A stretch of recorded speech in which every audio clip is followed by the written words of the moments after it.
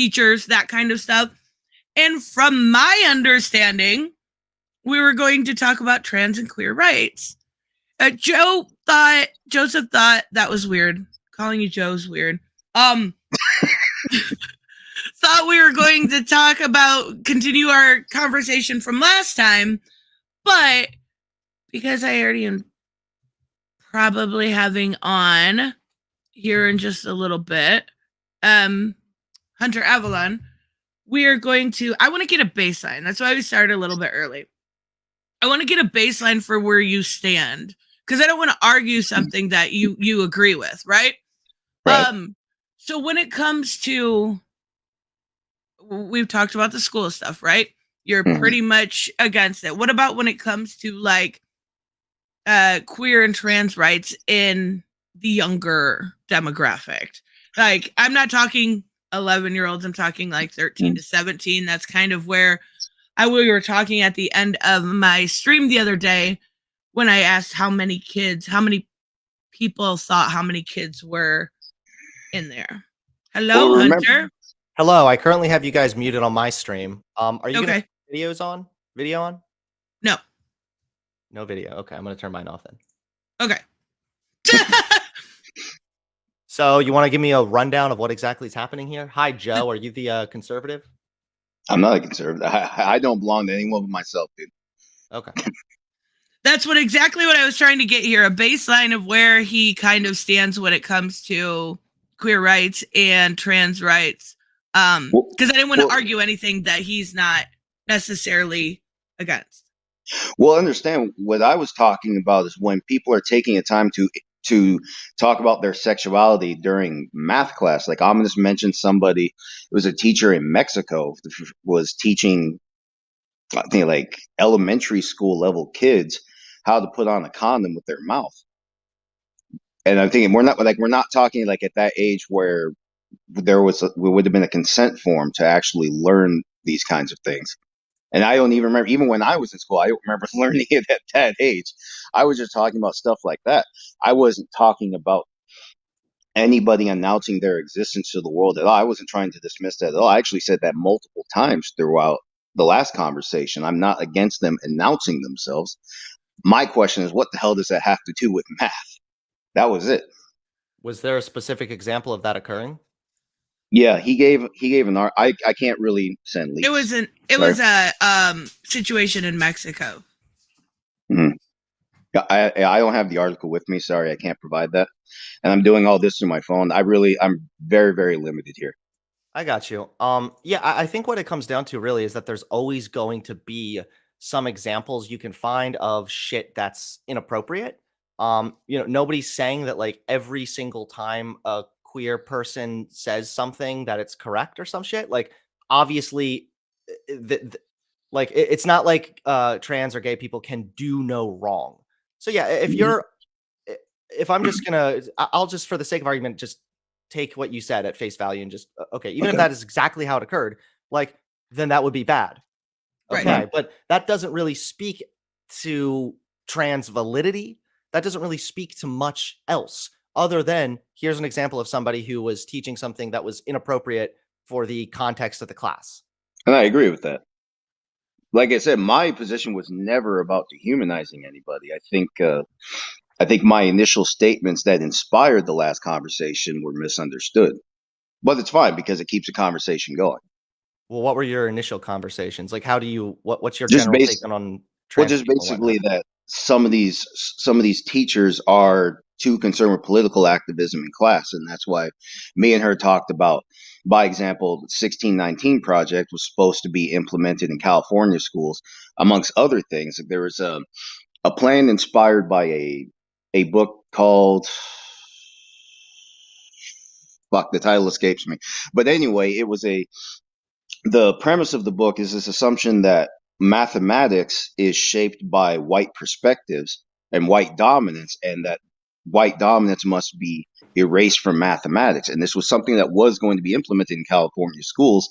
Yeah. And the only reason they stopped is not because the educators were wise enough to see that this does not belong in schools. It was because of public backlash.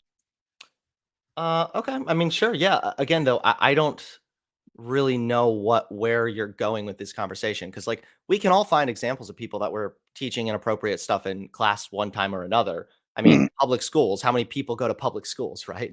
You're going Right. to find several examples. I mean, the one you brought up, I guess, was in Mexico, but here in America Right. too, I'm sure that if I Googled something, I would be able to find a couple examples of conservative teachers who were telling their students that, oh, don't vote for Biden, or, Trump is better, Mhm. or whatever, and that too Right. would be out of line and inappropriate. Um, Right. but again, And I then don't think that like educating people, or excuse me, I don't think that being or talking about inappropriate subjects in class has anything to do with trans people. It's mhm. just an isolated example that you're bringing up. Well, keep in mind when we're talking about isolated examples, we need to know if we're going to apply that in conversation, we need to know how isolated examples are actually determined. Because that's easy language to just throw around when people just say few bad apples. I don't really like that argument. If you're going to say it's a few bad apples, what are the good apples supposed to be like? Yeah, well, So that's the other we need thing to too, is compare I and think that contrast. we need to also. So I think there's a bit of a mix here, right? So half of this is like what you said. Here's some examples of people that were unironically teaching stuff that was just inappropriate for the class. Okay, sure. Mhm. But there's also plenty of times that conservatives have complained about quote unquote grooming, which is just a Right. useless word at this point. Right. To then say that, or they claim it's grooming anytime anything related to gay people is talked about. So, Right. like, And I don't like if that it at all. were appropriate in class, if a student comes up to the teacher and asks her how her wedding went, and somehow it comes up in a natural way that she married another girl, I don't think that's grooming. I don't think that's a Right. problem, right? So a lot of the times I think we have this issue with conservatives have like one or two examples of something that's actually yikesy, but then it gets mushed in with just any time gay people are brought up, it's just like suddenly grooming. Yeah, they did. And I had a conversation with, this was months ago, a different channel, and with somebody who is, he's outright a conspiracy theorist. And I'm not, and it frustrated the conversation. And we spent an hour dissecting 3 TikTok videos, trying to look for evidence of grooming. And still, only until about, I'd say, 2 weeks ago at this point, Tristan finally gave me a definition of grooming that was reliable. So even using that now, looking retroactively, or excuse me, looking back, I don't see that. All I saw were 3 videos where these people, they were transitioning, I think, or one of them just didn't Came out or dress, something. just didn't dress in a typical manner. All I saw were 3 attempts to announce to the world that these people actually exist, and I've never been against that. That has, Right, and I mean, I'm yeah, sure you've seen then, like, the libs of TikTok stuff, which is like, "Oh my god, this teacher told her class that she's And gay." that's Like, yeah, who and that's gives a fuck? exactly how this conversation started. And it wasn't Libs of TikTok, it was Jeremy from the Quartering making all these shorts where it's like, this person is gay. How dare they be teaching children? Like, it's right. fucking ridiculous. And I thought it gives this moral panic that teachers at public school are these terrible people, when in reality, they're dealing with the next generation. Mm. Mhm. They're dealing with the ins and outs of these children every single day and should be able to be relatively open with them. I know my teachers were relatively open. There's no moral panic to be had here. Bless you, kitty.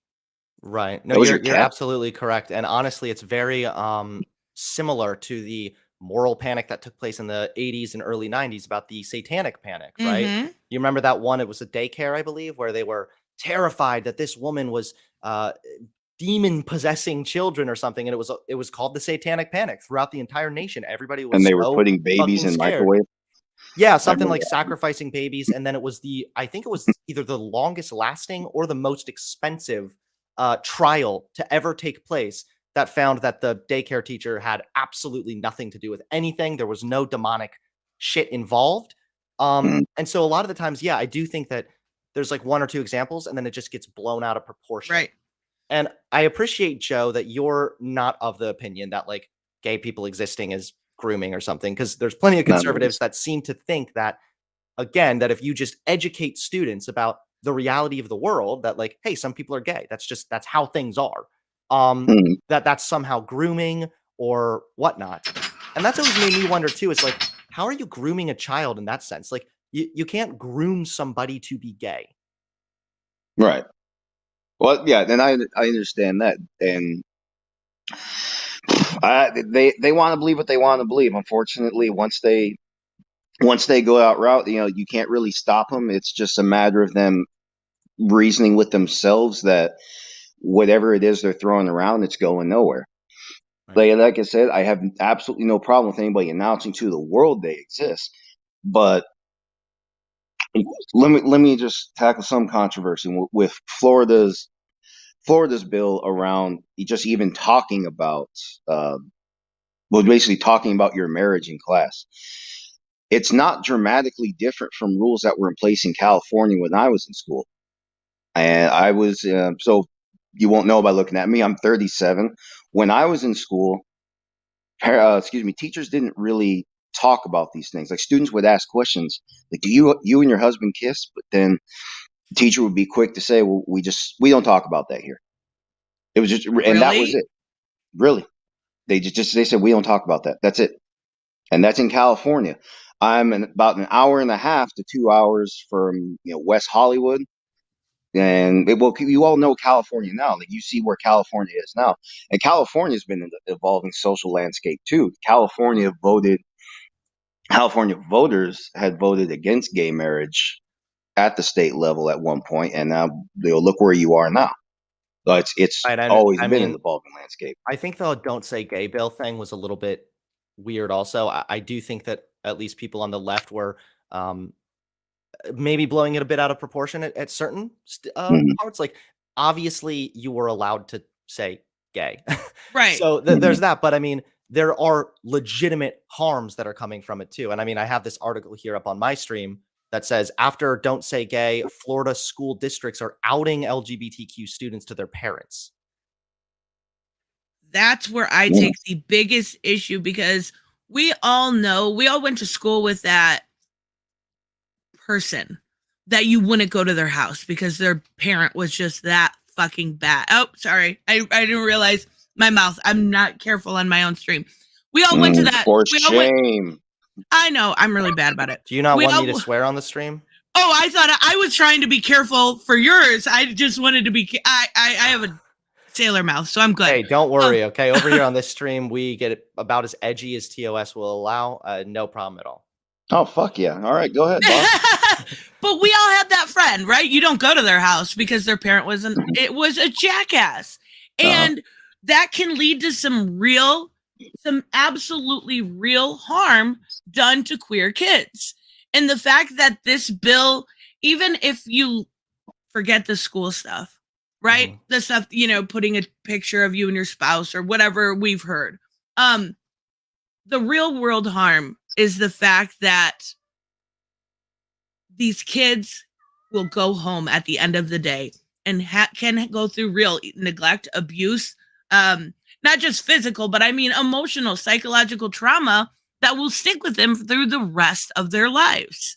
Right, and I mean, there's a lot of parents, unfortunately, especially more religious parents, that are brain dead when it comes to these issues. I mean, I've heard conservatives make the argument plenty of times that like, hey, this sex ed related stuff should be left up to the parents to teach. And it's like, you're paying taxes to the public school so that a professional can teach these Right. kids because you don't know what you're talking about. Like, you don't know how to properly educate on these subjects. And then when I hear conservative parents getting really mad that students are learning about gay people or whatever, to me, that's almost the same as if a bunch of parents were mad that their students were learning about the round world and they're all flat earthers. Like, Right. there comes a point where you're just in denial of reality and you kind of need to suck it up. Yeah, I agree. Go ahead, Joseph. Well, I was just wondering what exactly they're saying because, like, by my gathering, there's a difference between saying they exist, and there's a difference between saying they exist, and this is what they're doing in bed. Yeah, So, but I don't know, where what is are that you actually doing? happening? Like, I feel like every single person would agree that, like, don't talk to kids about your sex life. Right. Obviously, like, if a heterosexual teacher was hanging out, like, yeah, so last night, me and my husband, we did doggy style. It was great. Like, yeah, we'd all be like, that's fucking inappropriate and gross. Right. But that's the problem is, though, again, is that I'm not saying you're doing this, Joe, but Yes. generally, especially the more conservative sort of narrative, is that this sort of thing is almost exclusively limited to gay people, as if it's only the gays who are at school going like, hey, so here's how we have sex. I don't know Right. where that's actually happening. The gay is in the water.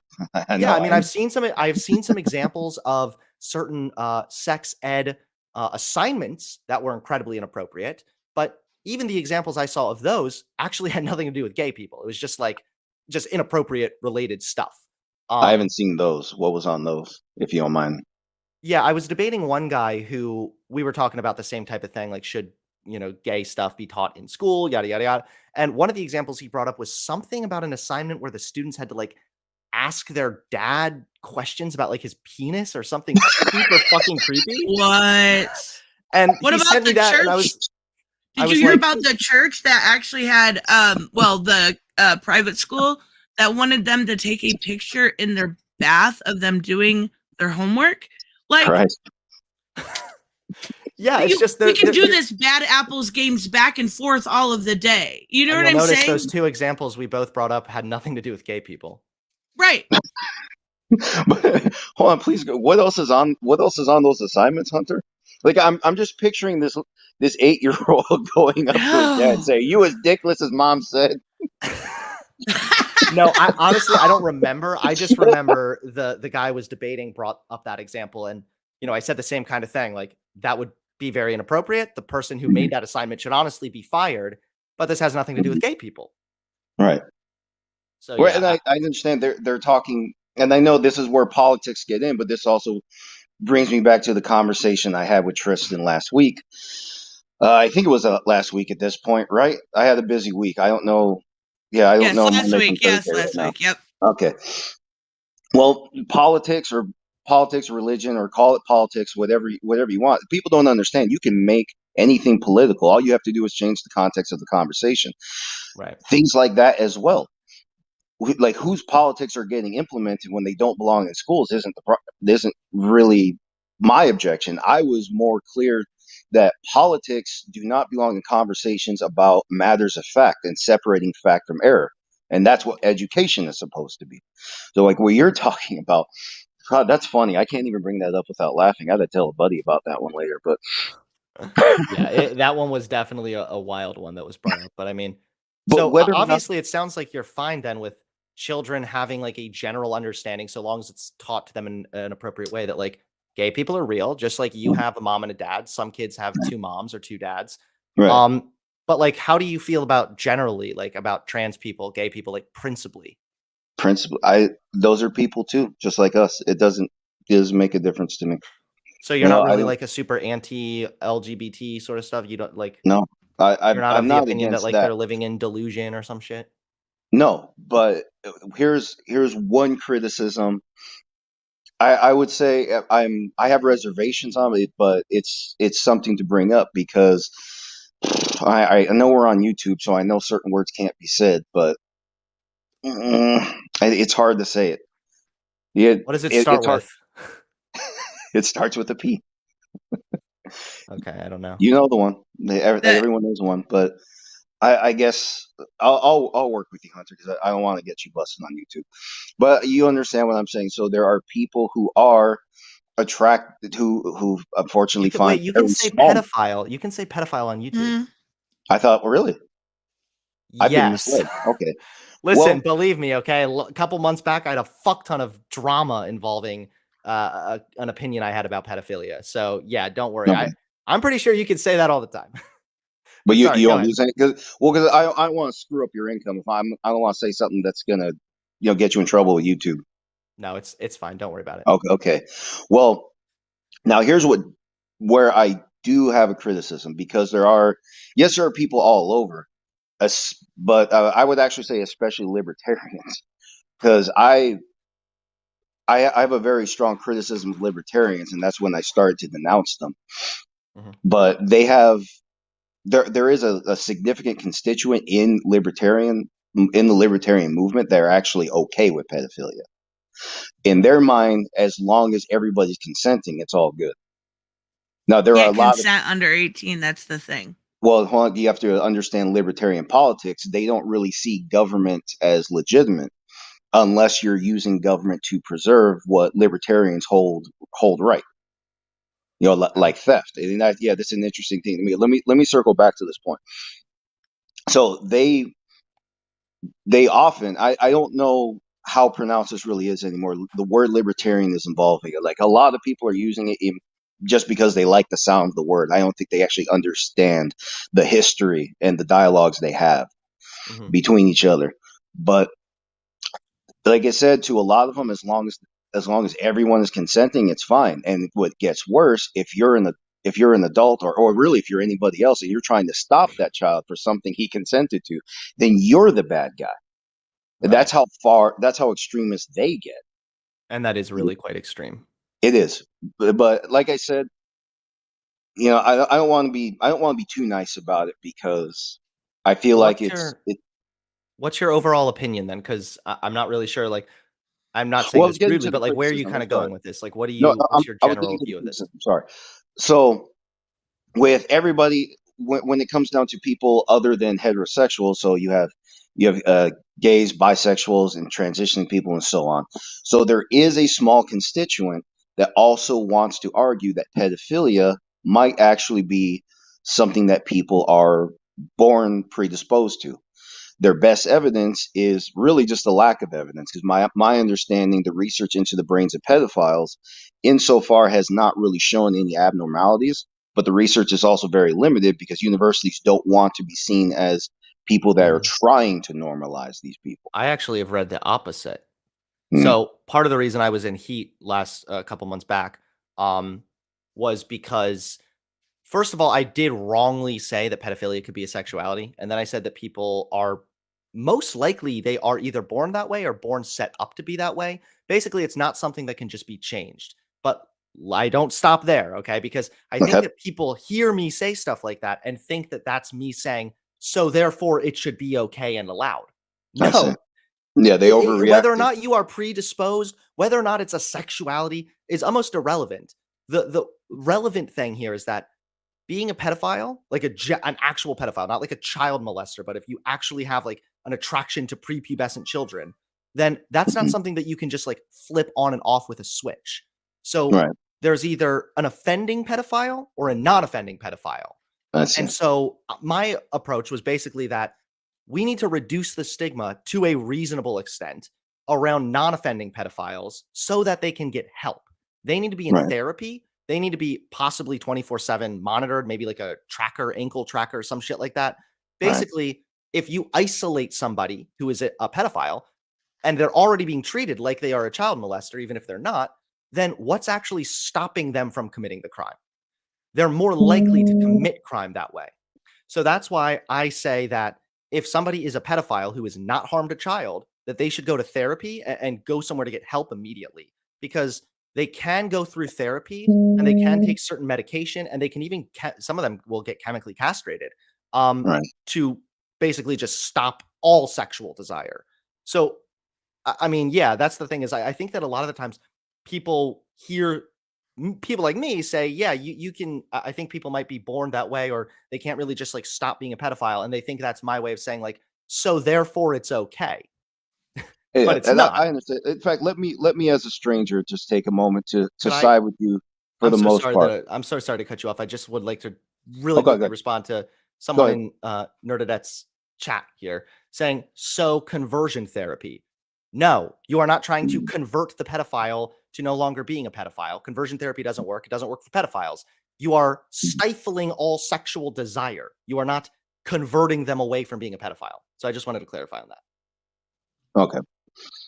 I'll side with for a minute. Let us assume they are born that way. So I would agree with your approach that if you're going to get the criminal justice system involved, it should be based on the harm done, not just because these people announce themselves. Like, because I know people that tell a lot of really, really bad jokes that get you kicked off YouTube right now. Right. I mean, So you can't thought police, right? What's up? You can't thought police. Like you can only You really face can't, legal and even repercussions if you've Unless you're even Elon Musk, let's be fair here. Right, but even if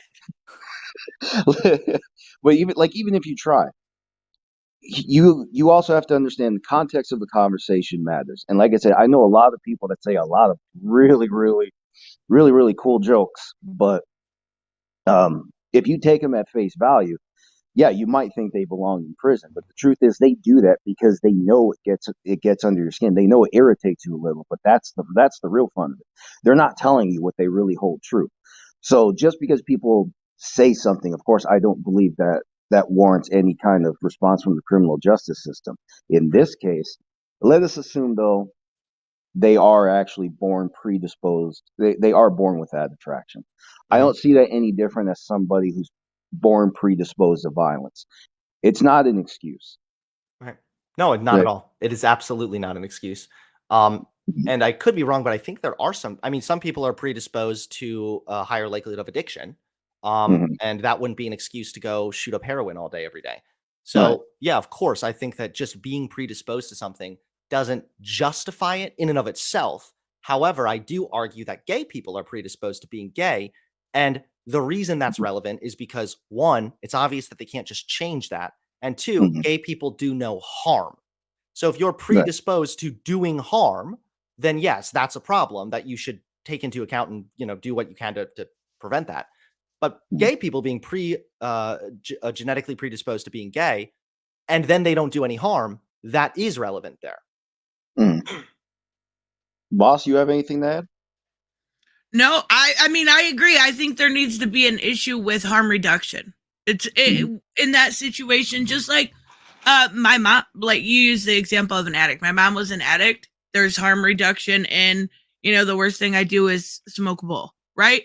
There is ways to reduce that type of idea while still preventing any sort of offending in that situation. And I know a lot of people say that the end, and I seen it in the chat earlier, the end game of the queer community is to legalize pedophilia. No, that's absolutely bullshit. And let me make my position clear.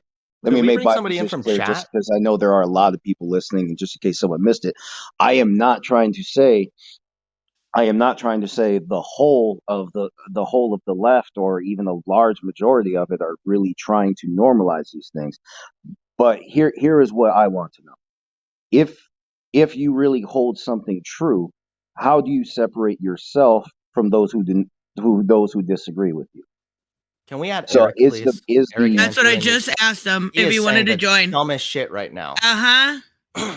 Wait, what? Eric Someone in chat says any type of pedo, acting or not, should be ostracized from society. So again, it is a excuse me. It is a fact within criminology that isolation greatly raises your likelihood of committing crime. This goes for drugs. This goes for thieves, etc. Any kind of crime is more likely to occur if you are already tempted to commit some kind of a crime, and then you are isolated. So by isolating somebody who says they are a pedophile but have not yet hurt a child, only makes it more likely that they will actually hurt a child. And that's why I think people just they lose their minds having this conversation. Because but hold on, Hunter, does that really differ dramatically from your earlier proposal that these people be given an ankle bracelet? Well, no, because hold on. If you are going to go or no, not at all, because in that case, that would be somebody who is a pedophile. They recognize they're a pedophile. They also recognize it's wrong.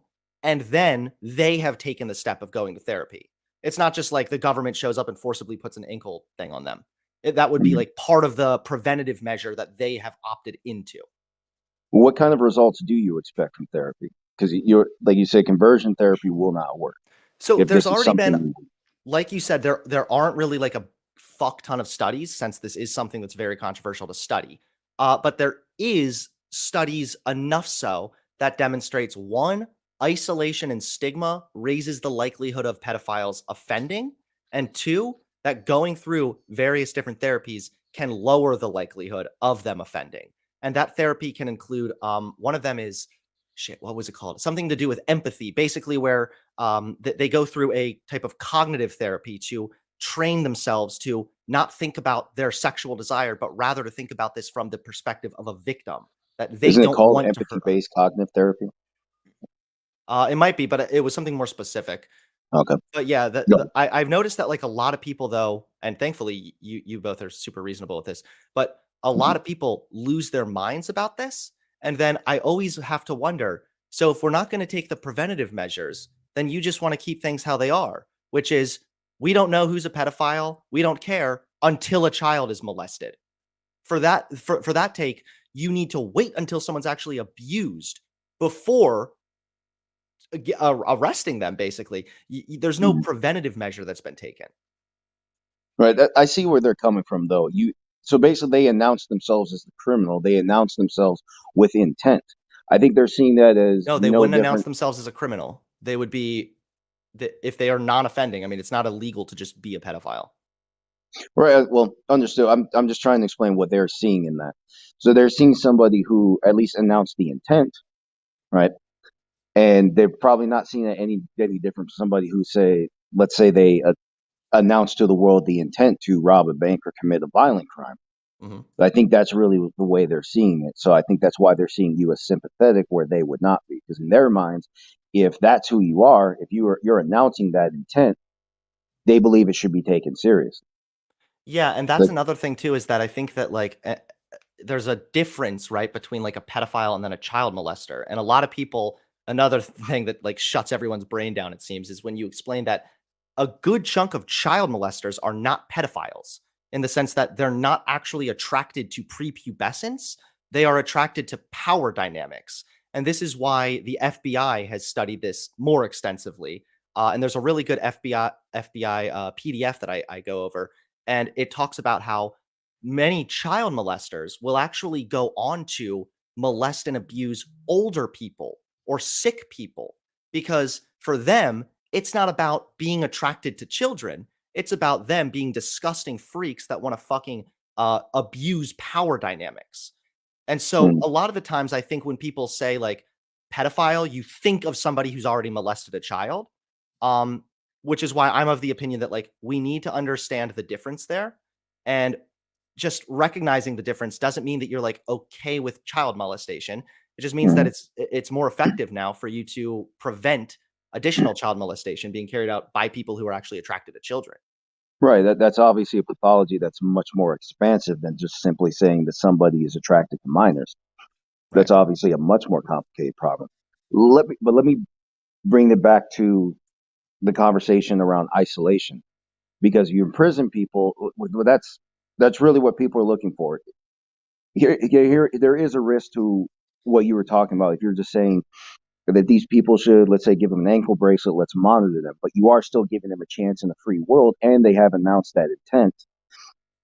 Yeah, they have announced that intent to commit a crime, a very serious crime towards minors. So do you see that controversy, or do you see that criticism a little bit differently when it's explained like that? Would you mind just reiterating that? I apologize. Well, like you said, so let's suppose that these guys announce, so they say they know they're pedophile, and that does happen for people who are wondering. There have been people who have admitted themselves into psychiatric care Mhm, because they found themselves attracted to minors, mhm. and they thought they might actually cause harm to a child. It's interesting enough. So actually, out of whatever kindness is in their heart, they actually admitted themselves Right. trying to get help. They volunteered for studies. I don't know what of them now. Like I don't know if they're living conditions. I just know they have volunteered for research. But what you were Yeah, I mean proposing, that's true. and what we were proposing for people like that who know they are aware and they are open. Well, dare I say open, but for some reason they announce it to the world. So you're saying, as an alternative, give them the ankle bracelet instead of isolation. But Well, no. now you Okay. also The see. ankle bracelet was only like kind of like a just one example of what could take place. So Mhm, in Germany, what they do is they actually have clinics that specialize in treating people who are pedophiles, who are mhm, attracted to minors. And so what they'll do is they ran TV campaigns that said like, um, I forget what it said. Like it's not a crime to be attracted to somebody. However, right, it is a crime if you act on those attractions and it's right, illegal. It was something like that, basically making it clear that, it's mhm, illegal if you fucking molest a child. And so it was like, you don't need to feel like this. Get help now. And you would be surprised how many people have checked into those clinics willingly, because I think, again, a lot of people think of the child molester, the evil, sick fuck who is just interested in abusing anybody he can get his hands on, compared to plenty of pedophiles hate the fact that they are pedophiles. They're like horribly ashamed of this and they want help. And so I think that that's another reason why it's important to differentiate between the two. But let's borrow from what you just said. You said I would be surprised at the number of people that had themselves admitted or who went into this treatment. So obviously there was alarm. I think that would alarm most people to know that there are, like, have any of you ever actually gone on the Megan's Law website and just typed in your address just to see how many blue dots are in the area? Yeah. I had something like that. Yeah. Yeah. It's terrifying. Yes, it is. And here's a shitty thing. I'm across the street from a school, and I got one or two. I don't even know why that's allowed. I thought that wasn't allowed, but for some reason, as things stand, yeah, that's allowed. Right. But here's what I'm telling you people are seeing in what you've said, Hunter. So you have a bunch of people that announce to the world that they are, in fact, pedophiles. And that's reason for alarm, because we obviously all take that very seriously, unless you're libertarian. We obviously all take that very seriously. And, so what the approach you're saying, and I understand where you're coming from, you isolate people, there is a risk of crimes getting greater. So if it's a very serious crime, you either just never let them out of that holding cell, or I don't think just, not putting them in prison to begin with is an option. If you know they are a serious offender, you have to do something, and people are looking for more effective action. Your proposal, like I said, and I know you're only giving one example, but your proposal that they live with an ankle bracelet and under constant supervision, again, you are still, at the same time, you're asking that these people be given a chance in the free world. So do you see now where the criticism? Well, You yes, see now where the because criticism comes from. hold on, just to be clear, I'm only talking about people that have not yet offended. Right. So if you're a pedophile who's molested a child, too bad, buddy. You're going to prison. Like, fuck you. Right. So yeah, no, if you've already committed any kind of a crime, and I would honestly consider accessing child porn the same thing. Like, you're an offending pedophile at that point, and you're going to face legal repercussions, and you should. I'm only talking about if there is somebody who is a pedophile who has not yet acted on that. They're ashamed of this attraction, so they check into a clinic. And that's just one thing that I read about, is like the potential for a degree of surveillance, basically. Let other people check in on them and make sure that they're not offending. So that's one way to do it, but that's not like the only thing. It's not like you go and get your ankle bracelet and leave. It's usually a type of treatment that involves, like I said, cognitive changes. There's medications you can take that completely reduce libido. And then there's plenty of other treatments that people will take as well, which is literally just chemical castration, completely just done. No more sex, anything. Okay. So those are like, this, that's just like a bunch of different ideas. And I can read this really quickly. I don't want to be the guy who just like sits here and just reads studies all day, because people make fun of me for that. But this says process evaluation of a group therapy component designed to enhance sex offenders' empathy for sexual abuse survivors. And it says the results suggest that highly specialized interventions can enhance sex offenders' empathy for sexual abuse victims and decrease endorsement of distortions justifying sexualized violence. So that's one that was done back in 1994. And I believe there's a newer one also that found the same type of thing. But yeah, I mean, there's definitely a way in which you can do this. Well, based on what you told me, I see plenty of room for reasonable doubt. Other than the chemical castration, I see plenty of room for reasonable doubt. In fact, do you see where reasonable doubt fits in? For the pedophile, you mean? Well, for any of these suggestions, because you are at the same time taking chances with these people in the free world. Yeah, but literally, like, okay, in that case, I would just say you have to, because it is illegal. It's against the Constitution to lock somebody up if they have not committed a crime. Having thoughts, having an attraction, that there are people that get turned on by murder. There are people that get turned on by blood. There's all kinds of like fucked up attractions people have. You can't throw people in prison just for having an attraction. So yeah, I guess you are taking a risk, but it's almost a necessary risk, because the alternative is a violation of American principles. Well, So yeah. well, I understand that. That is true. I just wanted to see if you made sense of the criticism, because it just listening. I remember I'm learning this right now. Like Oh yeah, no, I don't I follow this thing, understand. so I'm just learning this right now. So that was just to keep the conversation going. But let me bring it back to where I was originally going, because I was just talking about people who are not doing enough to separate themselves from, if, like I say, if you say if you say pedophilia is wrong, then what are you doing to separate yourself as someone who has that stance from someone who does not? So where politics are involved, that it gets interjected in schools, um, where politics is involved, it doesn't seem like enough is actually being done to denounce, Denounce what because exactly? it doesn't seem like there may be enough done to denounce pedophilia, because, like you said, the right wing just calls it all pedophilia. They call it all grooming, and that's not Mhm. fair. Right. But then if you're on the left end, people act like it just doesn't happen at all. I So mean, yeah, potentially, but I know that like back in the 1970s, somebody confronted me about this too. So take what I'm saying here as a grain of salt. I think I need to reread this thing, that's but fine. my understanding is that back in like the 1960s and 70s, like the sexual revolution, right? There was a influx of people who were gay coming out as well, saying like, "Hey, we deserve rights also." Mhm. And then there was somebody who was very controversial, sick piece of shit, honestly, who was a pedophile, and he was arguing like the worst of the worst, right? That an attraction to children is fine, that if they consent, it's okay, all that kind of bullshit, right? And Mm. he tried to even get his own sort of movement mushed in with the gay rights activism. And what ended up happening was the gay rights activists told him to go fuck himself. He got kicked to the curb. So historically, the association between gay people and pedophiles, it's almost not even there.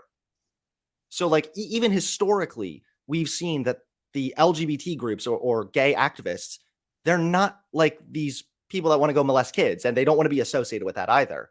Mm. As far as like current day, yeah, sure, I think that more people can denounce it, but I mean, I don't know exactly what that would look like, right? Like, I don't think that people, if they're going to be like, hey, I support gay people, and by the way, fuck pedophiles, like, I Right. don't know how exactly they'd go about that. But I know for me personally, I do my best to not show like partisan or show favor towards specific groups. I mean, if a gay Mhm. person molests somebody, then fuck him, go to prison. I don't care if you're gay. It's not like you get a free pass. Right. Um, And by no means am I accusing you, just in case people are losing track of the conversation, because I was invited to this because I was expected to have a more challenging perspective, or a more contrary perspective.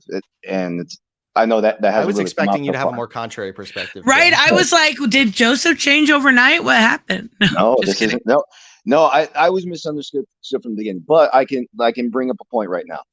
So if you're on the right, if you're on the political right, you're saying these things absolutely happen. If you're on the left, they say these things never happen. And this is a problem with politics that I don't want in public education. Things are either 100% true or 100% false. And that's not the truth, especially if you're in science class.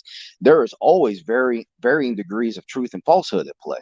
You Right. can't teach science to kids if you teach them that everything is 100% true or 100% false. And when it comes to this issue specifically in politics, you have the right wing saying it's all of you, and you're all covering for each other. But on the left, they say no, it never happens, and that's a problem to say it never happens. Yeah. But now I think that's oh, sorry. here's also a frustration. If you're on the left and you want to say, yeah, this happens, then unfortunately, yeah, now you feel like you're in a spot where you're basically admitting guilt. Now, truth be told, that's not right. Mhm. Obviously, it's all over the place. Okay, like the libertarians, you heard my criticism earlier. I do hold that criticism very true. That is an unfortunate truth. I don't think it's a necessary conclusion of libertarian thought, because I got very familiar with those things when it was only called classical liberalism. And Mhm. I don't think those conclusions about pedophilia are necessary, but it's commonly held true. Well, I agree with you too, because I think that a lot of people, especially with the politics and being so divided, it almost seems as though people base their politics on purely just being against the other side. So it's like Yeah. conservatives say something, so the response is no, no, no, wrong, wrong, wrong. You're completely out of line. And honestly, I used to be conservative myself. I don't know if you know that, but I used to I be like heard. a really big conservative content creator. And that was something that I actually realized, even as I was a conservative, but especially now when I look back, that almost all of my politics at the time were just built around disliking the other side. Yeah, And now I that's feel how I much more, was too. yeah, and now I feel much more confident in my political views because there are obviously plenty of things conservatives do that I fucking hate. Mhm. But I also have like positions on what we should also do, not just what we shouldn't do or what we should be against. Right. So I think that a lot of the times, yeah, there's so much division with the politics. And I also agree, Joe, that sometimes people do feel like even acknowledging that like this person was gay and then abused somebody or whatever is Right. like admitting defeat or guilt. And I think that's a problem in and of itself as well. I think Mhm. that there's like I say all the time that like people aren't monoliths. Gay people are not all monoliths. They're not a monolith. They don't all think and act the same way. If one gay person commits a crime, it doesn't mean you're saying all gay people are criminals. And I think Mhm. that it's just a lot of this politics stuff. There needs to be more nuance involved. And unfortunately, right now, it's like the complete opposite. It really is. I mean, it wasn't even that different when I was growing up. Hell, when I was growing up, we only really knew two things about gay people. They were either diseased or they were homicidal. You'd be amazed growing up how many times on local news out here in California. I wouldn't. I shouldn't. It wasn't like a dime a dozen thing, but it always stood out when it happened. That if somebody committed a crime and they were gay, you would just hear that somewhere. A homosexual, like they would just say like stabbed the family to death, and there's a homosexual and stuff like that. Yeah. So that was shaping an image at the time, Oh yeah. and even in Absolutely. California, for me, yeah, and again, I was a lot younger at the time. I don't know a lot about the world, so I'm Right. taking statements at face value. The news occasionally says a homosexual, so oh, excuse me, it says occasionally that the killer is a homosexual, and it does stand out to you a little bit. It really wasn't until about age 16, 15 or 16, I met somebody who was bisexual male. I knew him for, I think, 6 months before he just finally threw it out there. And he just said, oh, by the way, that he's bisexual. And that was something that completely changed everything for me. Right. And that was final for me because I had always been told there's something to be afraid of. And for me personally, growing up, I never believed in living a life of fear. I tried to live a life as free from fear as possible. Right. So my instinct was to see that there was actually nothing to be afraid of. Now today we're not really afforded that. Everything is fear mongering. Yeah. You said something a moment ago. I was trying to make a point about it, but regardless, this point stands with politics. And like I said politics. I didn't say leftist politics when I had this discussion with Tristan. That people, because of the divisive nature of politics, this does not belong in school. When I was in school, political positions, government, and such were discussed, even outside of civics and government classes, but the political divides were not emphasized. Right. And that's where I took issue. That's where Well, I again, took though, I issue think with a that lot. some of the so I agree with you that yeah, you shouldn't be like teaching kids something with like a hardcore slant one way or another. I agree with that. Okay. Obviously, the school should try and educate students in the most neutral way possible. But the Mhm. problem is that and obviously this isn't the only issue, but one problem is that conservatives are also becoming more extreme. And so if a teacher is, say, educating students in an appropriate way, in a neutral way that like gay people exist, that becomes politicized because now a bunch of conservatives start saying it's grooming. They start getting outraged. They think that this is disgusting and degenerate and deviant or whatever. And so a lot of it is like even the necessary education has become divisive and political simply because people politicize, like you said at the beginning, almost everything.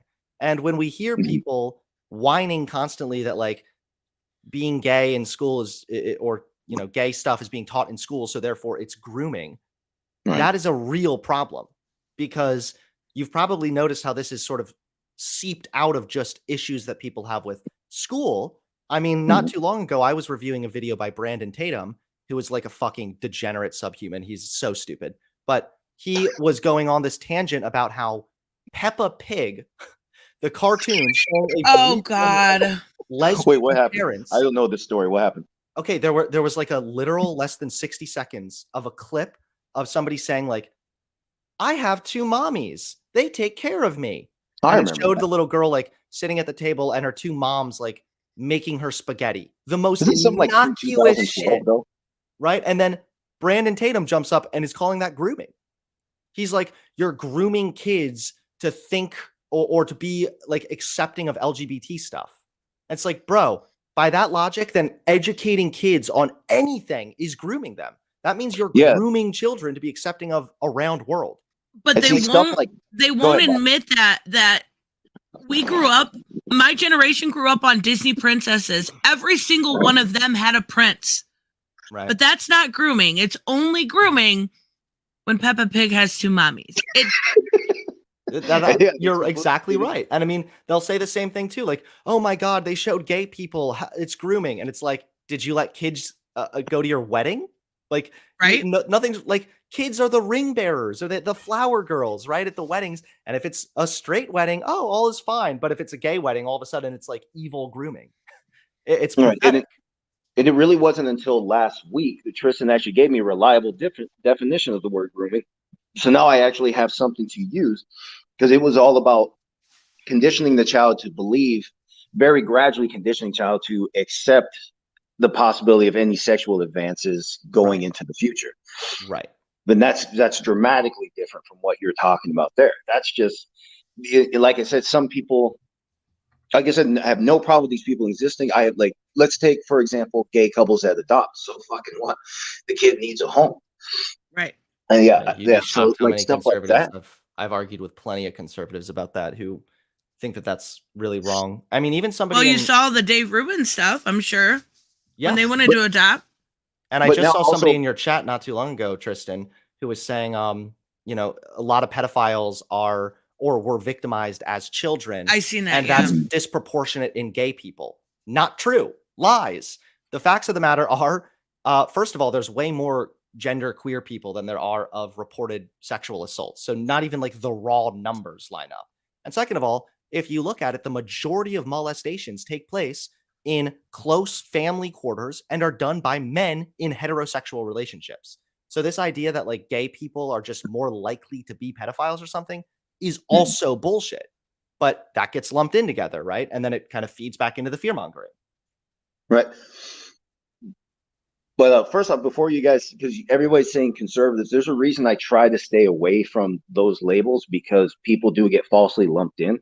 Obviously, extremists get the loudest voice today, so I don't think it's fair to lump everybody together. Everybody said when you say conservative, people just think they're all the same. That's really not true. Right.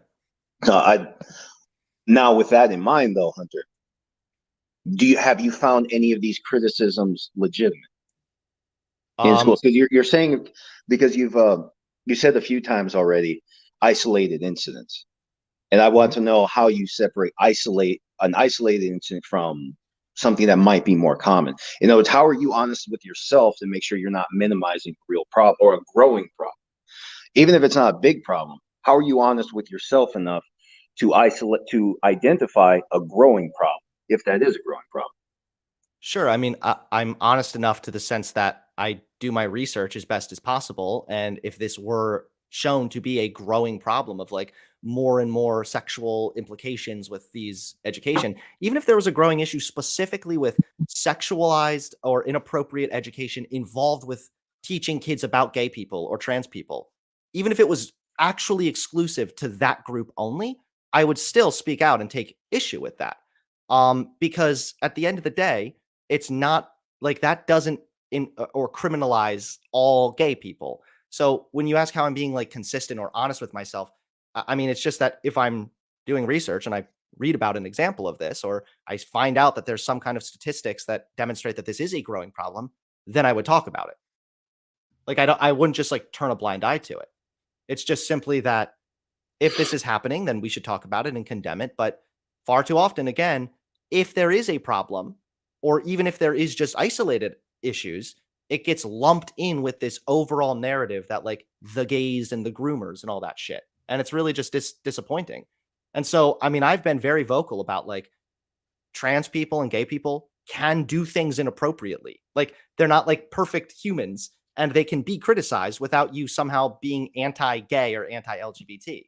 I don't know if you saw that example a while back of the trans woman who showed up at the school wearing like those massive prosthetic breasts. You Oh, remember that? Yes, yeah. we did. Yeah, and I was of the We take had that a few laughs about that. Yeah.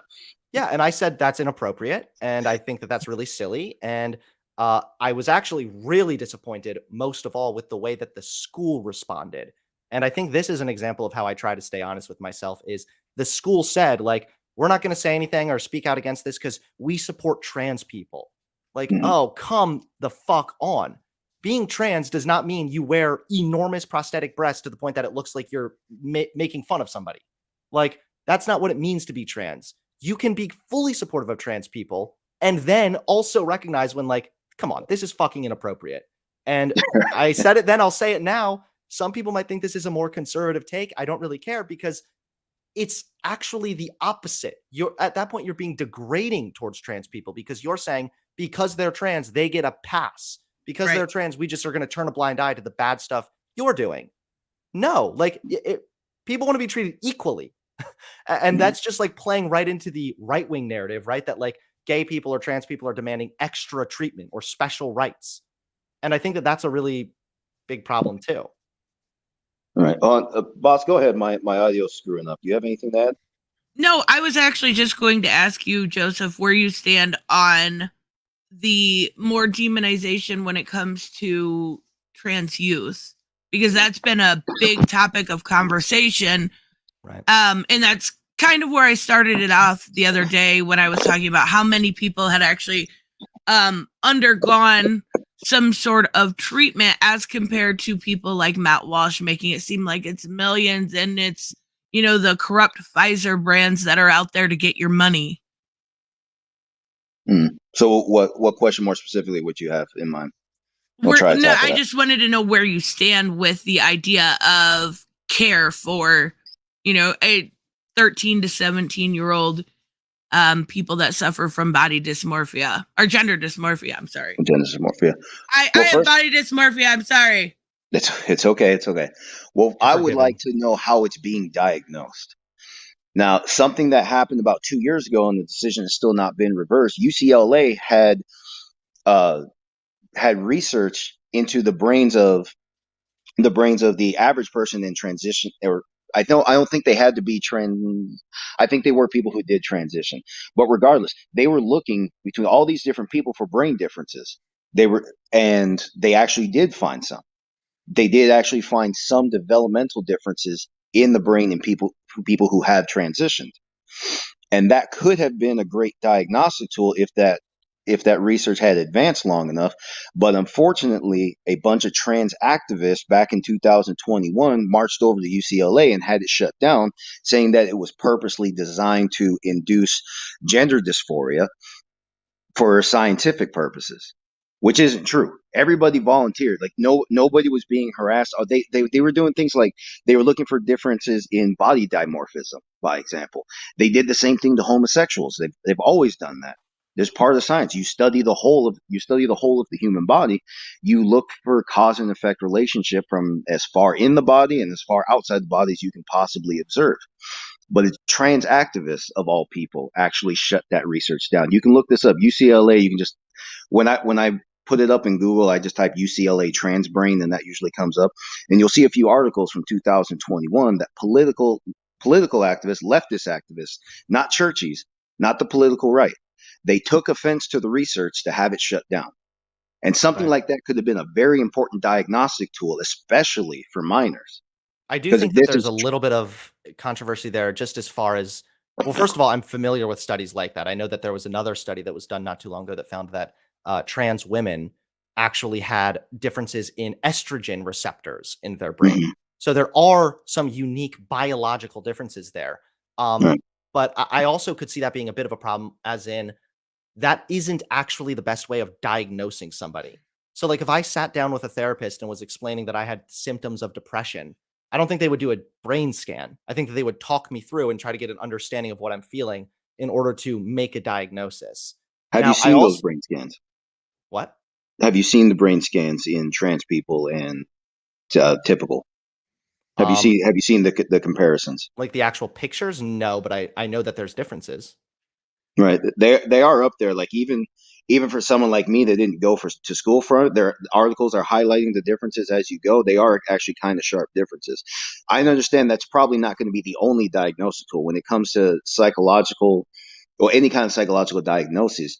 It's always going to be a collection of perspectives at play. Like no one's going to. Most of the time, people aren't going to look at your brain and say, "Ah, there it is." I don't even think they do that for cancer. They think you have a brain tumor. I think there's always more than just the brain scan. Right. Yeah, and I like what you said also a second ago about how it's more about the diagnosis.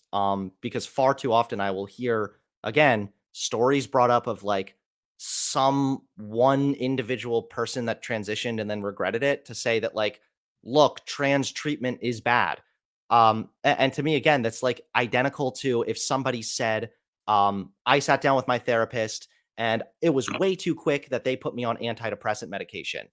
So Right. therefore, depression is bad and isn't real. Like, hold up. The treatment could be flawed, and that's something worth talking about. But whether or not there's flaws in the treatment or even the diagnosis doesn't invalidate people with depression, just like it doesn't invalidate trans people. So I think that you have a much more nuanced take there when it comes to this than a lot of people seem to have. I think that a lot of the times it's just like conflated. Again, it's that no longer are we having conversations about whether or not trans people are valid in their identity or what it actually means to identify a certain way. And now the conversation is just like, oh, but here's one person that transitioned and they were upset about it and it happened too quick. And now that all of a sudden is like lumped in with trans people in general. Right, but that's also an important conversation to have. Oh, I If do. I people are agree completely. transitioning, but because here's also another issue because people take offense to detransitioners. They take those people as symbols of discrimination. That's absolutely wrongheaded. People made a mistake. They got a surgery that turned out not to be correct for them. And at any age this should not be. Well, it's uncommon today because transitioning is still new. I don't think it's necessarily a fad. The idea that people could transition for cosmetic purposes, it makes sense. I don't know how often it's going to happen. If they're already grown people and they're resolute, they know for fact what they want. Mhm. Can't really stop them. They're not really looking for that. But when it comes to minors, that is where I take issue because, as we already explained, the brain scan will probably not be the only diagnostic tool, but that would probably be a big part of it, and that is very important Sure. because But I mean, also we have to like, I understand what you're saying about how, the other side kind of views detransitioners, but like what bothers me with that is that one, you can find people who regret getting virtually any kind of surgery anytime. Like I've even read studies, and this is bizarre, I know, but like women who have struggled with having regret after needing to get like a breast removed because of breast cancer. Like mm, getting certain surgeries or cosmetic changes.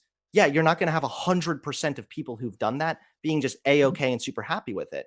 The thing that bothers me though is that again, a lot of like Fox News types will talk about how here's this one person who detransitioned. Let's have an interview with this one detransitioner. And then they just ignore the statistics, the vast majority of trans people who are happier and living better lives after but transition. But hold on, those statistics can be distorted though. If you look at people who actually have detransitioned, they got their surgery. Like I know somebody in California, he got his surgery so born male, he got his surgery within weeks to transition, wanted to transition back, and it was like a 4-year How battle. old was this person? He Yeah. was early 20s. Because I've never heard of anybody getting a surgery within weeks. That's like insane. But The approval, okay, okay, as the far as approval's actually fine. going under. Say again, please.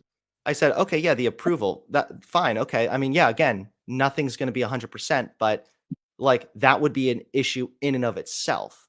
I don't think that that doesn't mean that the vast majority of trans people are happy that they got the surgery. I mean, you can look at there's a fuck ton of different studies that have been done on this that have Mhm. shown that trans people do report better mental well-being, or even at the very least, no increase in suicidality. They just kind of Mhm. it's, like, neutral. And Right. so if this is generally the treatment that seems to be helping, I don't see a problem with that. Again, though, I agree with you that also the diagnosis needs to be taken seriously And anybody who's approved for surgery within like 4 weeks that's ludicrous. I mean, it's my understanding that, at least according to the Transgender Health Organization, that you need to exhibit consistent gender dysphoria for a minimum of 6 months before getting surgery. And that's the way I think it should be. Maybe for adults, you can make it less or whatever. Adults, I'm not as worried since they have control and autonomy and whatnot. But for a child, yeah, no, it should be fucking 6 months minimum that you are having consistent gender dysphoria before any kind of other medical procedure takes place, which would then be puberty blockers, which are for the most part reversible. So it's still not the same as like a child having sex reassignment surgery, but still, that's serious shit that should be done with care and handled properly. So I think that I have a lot of middle ground here with you. Well, here's what I'm getting. When it comes to people who are at least attempting to detransition, if it is a very expensive uphill battle to actually get the new surgery and try and reverse damage done, that could be disheartening. There could be a lot of people who just have given up. Yeah. And that would be right. And that would be reflected in data. So these are stories that do have to come out. Because I agree. I'm not saying that they shouldn't be allowed to speak or whatever. Like, that's fine with me. But again, it's just that I think that far too often it's like the right-wing media especially will prop up these detransitioners when look at the overall statistics. Detransition and regret rates are incredibly low. They're incredibly unlikely. And then you can also look at statistics. Why do trans people detransition? The majority say because they faced discrimination, because they couldn't get a job as easily, because of family pressure. It's not like these people are transitioning and then upset with the transition necessarily. A lot of the times, again, there's external factors that play a role there. So what do you mean by family pressure? I mean, there's plenty of families that just won't accept trans people. They won't accept their child transitioning, or they will treat them with disrespect. Yeah, so there's all kinds of reasons why people detransition. And there are also going to be some who don't like the surgery. They're unhappy with it and they feel that it didn't help. And those people deserve to have a voice and tell their story just as much as anybody else. I just don't like when that becomes like the main thing. This, look at all these people detransitioning. There's not actually that many people detransitioning when you compare it to the people that have transitioned and are happy. Well, let me bring up one point of criticism I had that I addressed with Tristan last week. Because I don't know, state for state, I don't know the laws of these things. But my understanding is that minors can transition as early as 16 in a lot of states. And there also is, as you might expect, especially around Rust Belt states or wherever the Bible is bigger, there are people who are basically coercing their kids into transitioning because there's shame in having a gay child. You mean they're forcing their kids to not transition? To transition. So wait, they'd rather have a trans kid than a gay kid? Yeah, that's what. Yeah. I don't. Well, keep in mind, everybody. I understand that doesn't make any sense. Not at all, because like transition, especially social transition, like you're externally communicating that to people that see that child. If they're gay, like if they're super ashamed of it, why would they just tell their kid not to talk about it? You got to ask them. And here's the problem. That's the Bible Belt, they're not really known for their logic. It's okay. But it's a sim. Go ahead, boss. I've been talking a lot. You go ahead. No. When you get to an age, if it is going, just like we talked about earlier, harm reduction is where you have to put this kind of thing. And I've had body dysmorphia my whole life and never felt, and I know it's not the same. I know it's not the same, but it's something I can pull from my own experience to realize how people feel. If you're feeling incredibly uncomfortable in your own body at that age, I remember crying myself to sleep night after night, waking up and like feeling how many ribs I could feel. I don't want anyone to go through that. I don't want anyone. And I think there's a right amount of therapy that absolutely needs to be done. But if you're looking at suicide rates in that niche, and this is something that is doing the harm reduction, why are so many people looking at it and saying, look, how is this different than antidepressants? How is it different when we don't question those things? But now all of a sudden, big pharma's out to get you, right? Actually, people have always had criticism of psychoactive drugs for psychiatric treatment. It's an age old criticism that if Well, some people just antidepressants want aren't the drugs and they psycho. depend on it, so they Yeah. don't actually, the drugs. A good expert will tell you the drugs will mitigate symptoms, but ultimately you still have to practice a new way of thinking, and that's the Right. part people don't like. Yeah. Oh They no, that's will, absolutely correct. right, I've and they taken will. antidepressants. I've literally gotten made fun of before for being on antidepressants. So no, you're absolutely correct. Like it's first of all, I don't believe it's a psychoactive drug. That would fall under like caffeine, cannabis, and whatnot. But yeah, antidepressants, like I've always said, it's not like a fucking happy pill. You're not gonna just pop a pill for a week or two and then all of a sudden, oh, everything's perfectly magically better. Like you also need to take steps to improve your own life. You also need to change the way of thinking. A lot of the times though, what I say is that it's the antidepressants that can help you get out of the debilitating state of depression because I mean, I've been to a point where you're so depressed that even taking steps to better your life, even if I know it's going to better my life, it's like there's just not the energy or desire or drive to do shit. And so a lot of the times it's the antidepressants that can help you get out of the debilitating stage. So now you're not so depressed so that you're able to, yes, continue bettering your life your own way, thinking differently, eating better, exercising, etc. A lot of the times it's literally just a mix of both. That is the best result.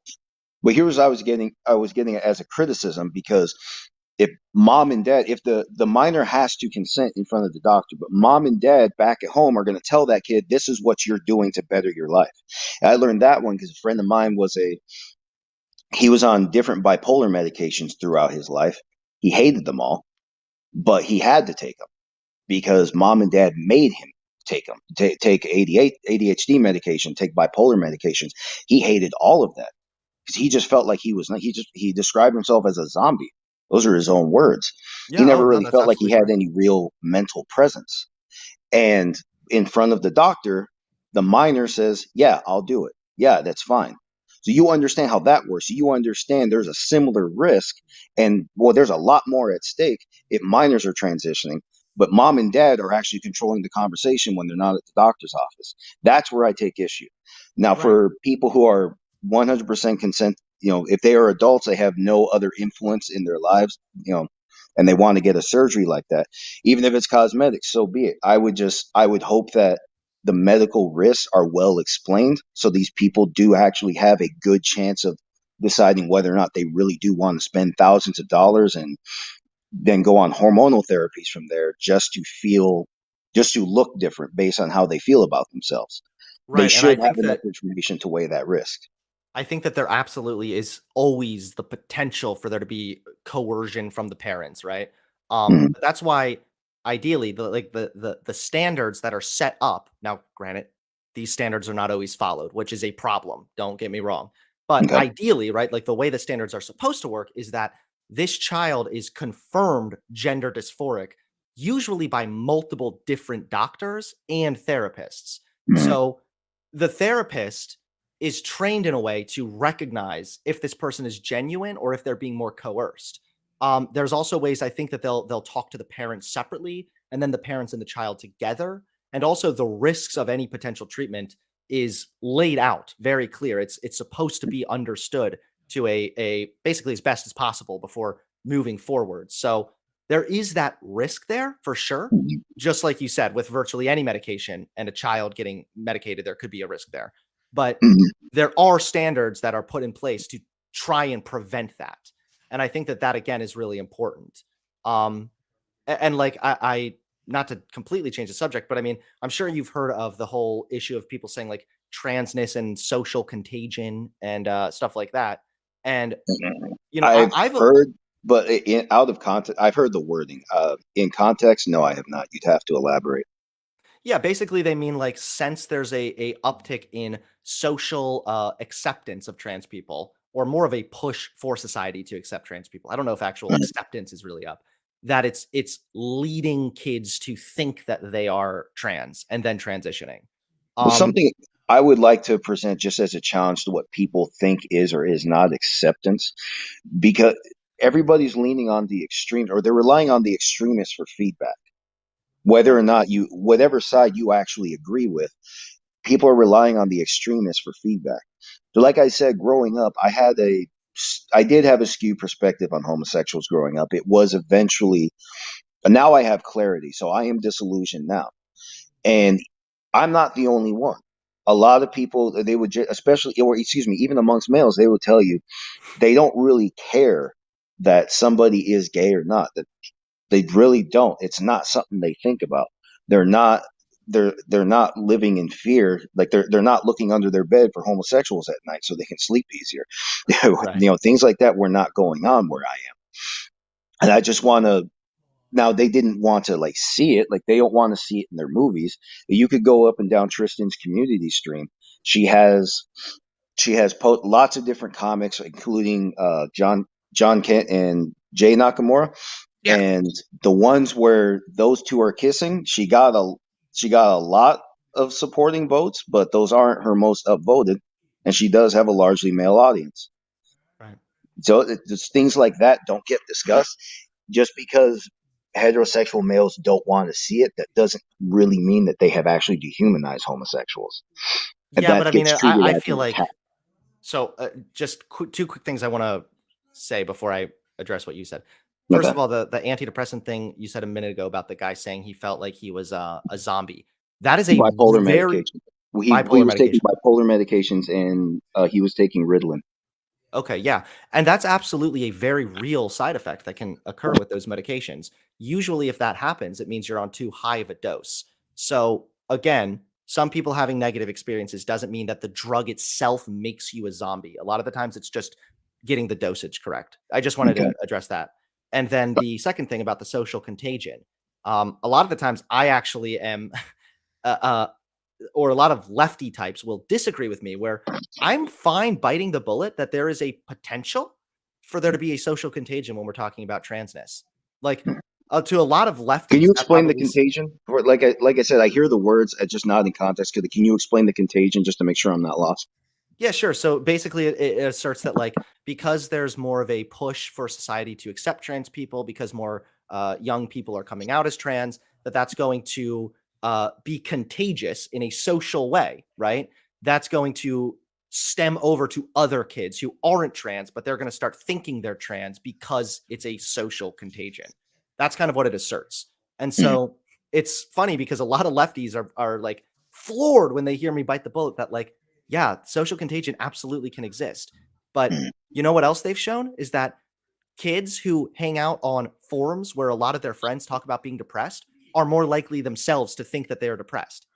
Yeah. Having a social contagion involved with certain psychological mindset is actually quite normal.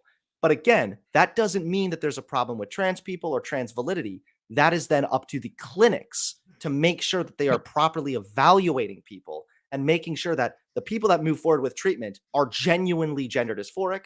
And then the people who don't are people who are just simply a little confused because their friends are trans and maybe they've fallen victim to some social contagion. I don't know what the data itself says on the social contagion, but I know that generally speaking, social contagion exists. But again, it's brought up in a way to like act as if trans people are bad. Just like you could say, some people feel more depressed when they hang out with their friends who are depressed. Doesn't mean depression is bad or should be demonized. Just means that it's up to the doctor to properly evaluate you, right? That you genuinely have depression.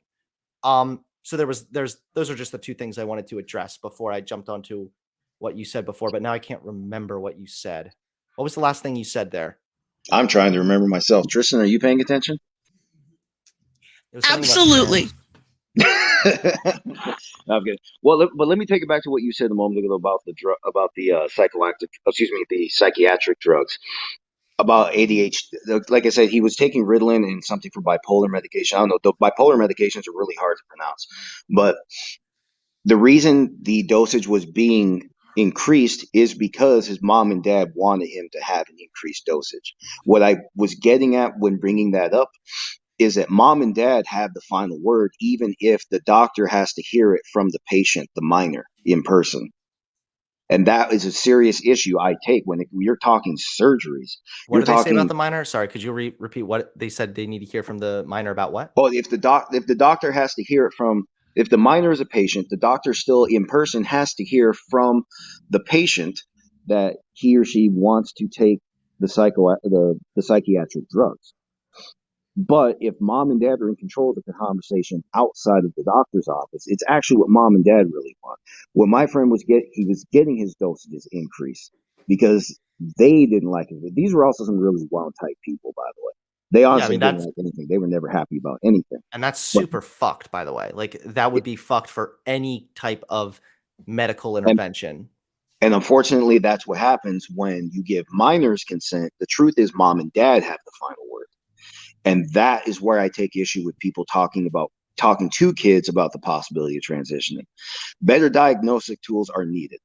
Fact, that is fact. Now, when it came to the brain imaging, whatever that could have contributed, I bring that to you for a lot of reasons. Now, if that is something that could actually help minors safely transition and within sound reason, that should be implemented. Because I do understand that sometimes these people will get suicidal. But I also wanted to bring it up to point out that the efforts on the political right, they have done the most attempts to smear these people verbally. But you're going to do something like that because politically you find it offensive, then as things stand right now, the political left has done way more harm to the image of transitioning people or anyone that could potentially transition by doing things like that. Can you imagine that 30 years ago, the same thing were done for homosexuals? Like, the same science has afforded the same research to homosexuals as in an attempt to humanize them. And that was the right thing to do. But for some reason, that's not being afforded to trans people because there are people who find it offensive. Right. That I find remarkably asinine, and I wanted to throw it out there and keep that in the conversation. This is not just a right-wing thing. There are a lot of different perspectives at play. Sure. I think there's a lot of people too that just don't understand it. Try that one more time. You cut out for me a moment ago. Yeah, sure. I said I think that there's also a lot of people who they're not like these transphobes who are all offended. I think there's a lot of people who just don't quite understand. I think there's people who are kind of like, a penis means you're a man and trans people are delusional. Like, I don't think that they're acting in a way of malice. I think that a lot of the times it's hard for people to conceptualize how gender identity differs from sexual characteristics. And it is a nuanced conversation. It's something, I mean, hell, it took me like years of doing this for my fucking job, of actually researching and looking into this and arguing with people and whatnot to fully have like a grasp on it. Whereas now I feel very comfortable talking about these concepts. But the whole gender identity discussion is very complicated, especially for a lot of people who just don't understand. And I've always said that, I'm very lucky to have this kind of a thing for my job. But for people who are working 9 to 5, they don't have time to sit down and research shit extensively. They see a couple headlines, they see what's on the news, and they go with it. And I think that often contributes to a lot of this misunderstanding also. A lot of it is just, I think, better education too can help. And Tristan, do you have anything to add yet? Well, yeah, I think better education can help, but the problem is once you try to implement any sort of education on the difference between biological sex and gender, you're going to get that grooming title passed up again from the right-leaning people. That will be fought against, even though education is quite possibly the best thing we can do for the younger generation. Yeah, and also anybody who gets offended by that, then again, we're back to the flat earthers being mad their kids are being right around. Like, you're just in denial. Like, gender identity is real. I don't care what you feel. It is a fact of reality. And like, you can only whine and cry about it for so long until you're just wrong and the world moves on without you. So then let me ask you, Hunter, what is the right? What are the right and wrong? You know what? Way? My stream just cut out. Oh shit. Oh, you want to reset that? Shit. You have to take a minute, reset that. We'll wait a minute. Oh wait, you know what? I think it just came back up. Hold on. I can check and see if Am I back up, guys? I can't see. I'm looking. I don't see you. I think it came back. Hold on, I think it's back up. All right, are we back and running? Are we back up and running, guys? Okay, good. Wow, for once it actually fixed its fucking You're self. good. Just excuse me for like 5 seconds here. Sorry, I gotta get up for just like a less than 60 seconds. Just excuse me 1 second. Okay. Well, then back to you, boss. So I'm sorry this isn't the contentious conversation you thought it'd be. It could still be. The day is still young, but it could still be. No, I don't, and I think generally, I guess I do maybe put that little bit of a label as you're at least more right leaning, but Hmm. By the way, I'm an atheist. oh, I know that. And maybe it's just because I know you've been on with Gothics and stuff, and she's super ridiculous. But my thing here was I'm actually glad to see there's some logic being used here. Like, you don't get that a lot, and even I mean, you can see it in my comment section. Seeing One the of the something I aim to inspire people to think about when I do speak, because I've always called the political spectrum an illusion. And right, I want people to see that perspectives change dramatically when you don't cling to those illusions. When you break the illusion, all of a sudden there's this freedom of thought, and it's really nice. And I just wanted people to learn to appreciate that. So that's really my main purpose whenever I do go on these streams. Because like if Eh, Hunter's crowd can still listen, so like I would from the start of this conversation when I was interrogated, where it said you're the conservative, huh? Yeah, you don't look so tough. Joe, that is a real name. Now I think they're shocked to find out I'm actually an atheist too. So I'm not conservative. I'm not a believer. But yet I still have criticism. So that's why I think I contribute something meaningfully to these conversations, because people think that political allegiance should dictate your entire sense of right and wrong. I don't believe that at all. I grew up disregarding that illusion. The people I grew up around did not focus on political party. They really did focus more so on individual politicians. Of course, the platforms are always there. The divide was always there. It was just right. never this pronounced. But before it was so pronounced, yes, you still saw the platform. You still looked to listen to what people had to say, and you still, as an individual, you wanted to vote for what was in your best interest as an individual. And that was also why politics generally just weren't talked about. Everyone knew that politics can get divisive quick, and that's what I was talking about in schools when I was growing up. Political leanings were Hidden. discussed, but not with I any real strength, just I remember descriptively. it being rude to ask who you voted for. Yes, yes, or yeah, you talking to people about religion too, same thing. A Yeah, lot of people really just did keep it quiet. Um, which I always thought it was a weird thing. I understood why, but I also felt that was a weird thing because I never cling to platforms anyway. I right, never really believed that a simple opinion really defined people, especially because people believe they say they believe things that they don't even really understand all the time. right, A lot of people say, okay, look, there's something I want to bring up in this conversation because constitutional concerns are at play in politics. So if you're on the right wing, they say the left wing is trying to destroy the First Amendment, especially where speech is concerned. So let's also entertain the hypothetical, and well, because some people on the left really do want that. They do think that hate speech should not be a constitutional protection. Let's entertain the hypothetical. For some reason, the Supreme Court not overturned, but for some reason, the Supreme Court determines that hate speech is not a constitutional protection. That then means that whatever hate speech is, now it's up to state and federal right, regulation. So now conservative states can say any artistic display of homosexuality is now a hate crime against Christians, right. and then things are tough all over. So then now, Tristan, now you're a criminal just because you didn't even draw Superman and Nakamura, but you have it on your YouTube channel. Now you're a criminal. Now you're subject to All state or right, I'm back. federal penalties, respectively. Hello, you're back. Yeah, hi. Sorry about that. Oh, and I Okay. just wanted to correct you on that, Joe. Okay. Talking about Son of Kal-El book. I never get praised for reviewing or talking about those books. I get super backlash just for bringing up a new queer character in a comic or something like that.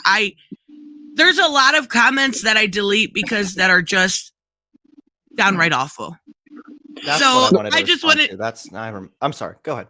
No. I just wanted to correct him there because some of the things that are said on some of those, just very simple. Oh, you should check out this comic book, or you should check out this. No, some of them are absolutely terrible. I generally get a lot of pushback. Yeah, that's what I wanted to weigh in on. Now I remember. Joe, a little while back, you said that like some guys don't like when they see gay characters on TV, and that doesn't necessarily mean they're homophobic. Right. I'm not really going to argue whether or not that makes them homophobic, but it's hard for me to imagine someone who's mad about gay people being in media who's not homophobic. Like, this kind of reminds me of the Little Mermaid controversy when they cast the black woman, and everybody was like, I'm not racist. I just get really mad when I see black people on TV. Like, okay, but you're kind of being racist. Like, if you get super outraged over gay people being on TV or a gay character, again, so long as it's done tastefully, then I don't know. Like, how is that coming from a place that's not homophobia? Well, where political takes are valid, I honestly don't think calling somebody intolerant is necessarily the right answer because the political landscape is all about far ends these days. And everybody is convinced the other guy is out to get you. Like everybody has a specific plot to abolish the other side. So if you identify with the other side, especially far end, then now you feel like, or excuse me, you identify with one side, you feel like the other side is always out to get you, and they have different ways of announcing that, even subtly. Right. So it is things just getting taken the wrong way. I don't think that's, I really don't think that's the right way to see it. I think that really those are things you have to judge on an individual basis. Yeah. And Well, I mean, I think, I think this was a really good talk. I am probably going to go here in a minute, but because I have some other stuff I got to do for stream and whatnot. But well, sorry it wasn't blood and guts like your audience wanted. I'm sorry. That wasn't it's what. okay. It's okay. I was going to say, is there anyone in your chat, Tristan, who wants to come on, maybe to have a little blood and guts? I invited a couple people on that were I'm at work, I'm on the car, I'm this. So I mean, they're more than welcome, but I'm usually pretty open with my platform, but I don't know that anybody's gonna bite. Yeah, a lot of times people are pretty big keyboard warriors. I'll say something right now. We didn't really get to. I spent more time listening. That is really how I do discussion. I'm not coming up here trying to be the guy that says I won and I beat the other guy. I've never been that kind of person in conversation. Like That's I've had multiple. You totally lost. I'm sorry. No, I said that's good because you totally lost, but I'm just kidding.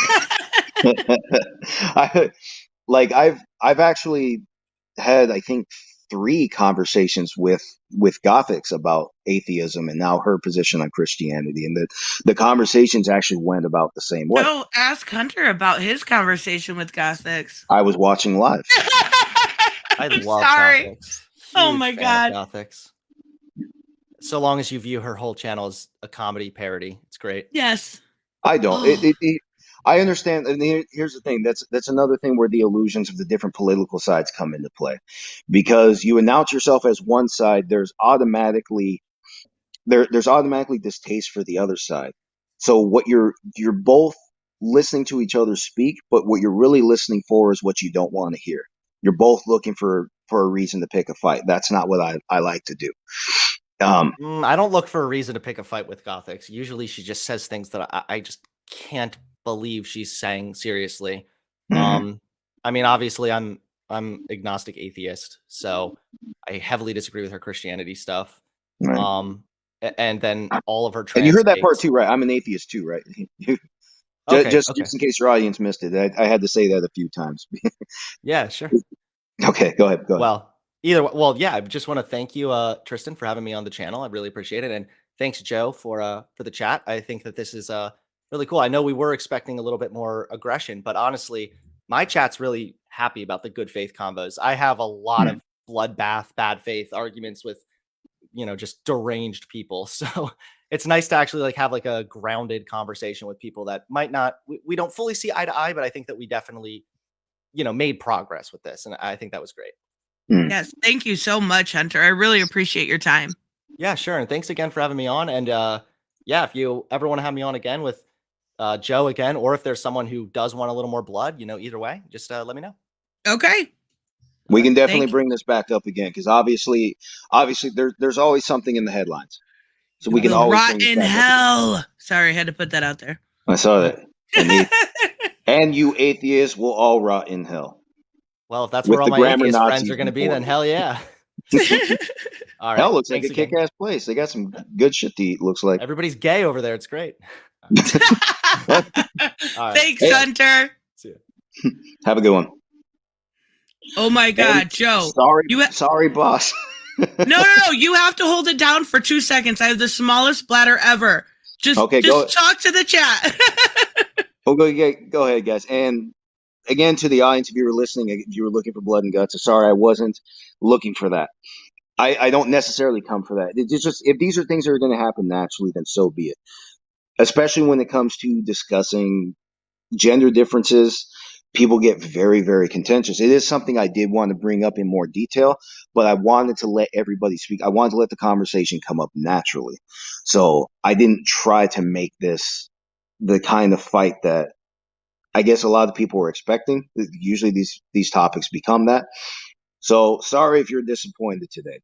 I'm glad some of you actually do just like the well-paced conversations where there's a healthy amount of listening and speaking. That is what I try to bring.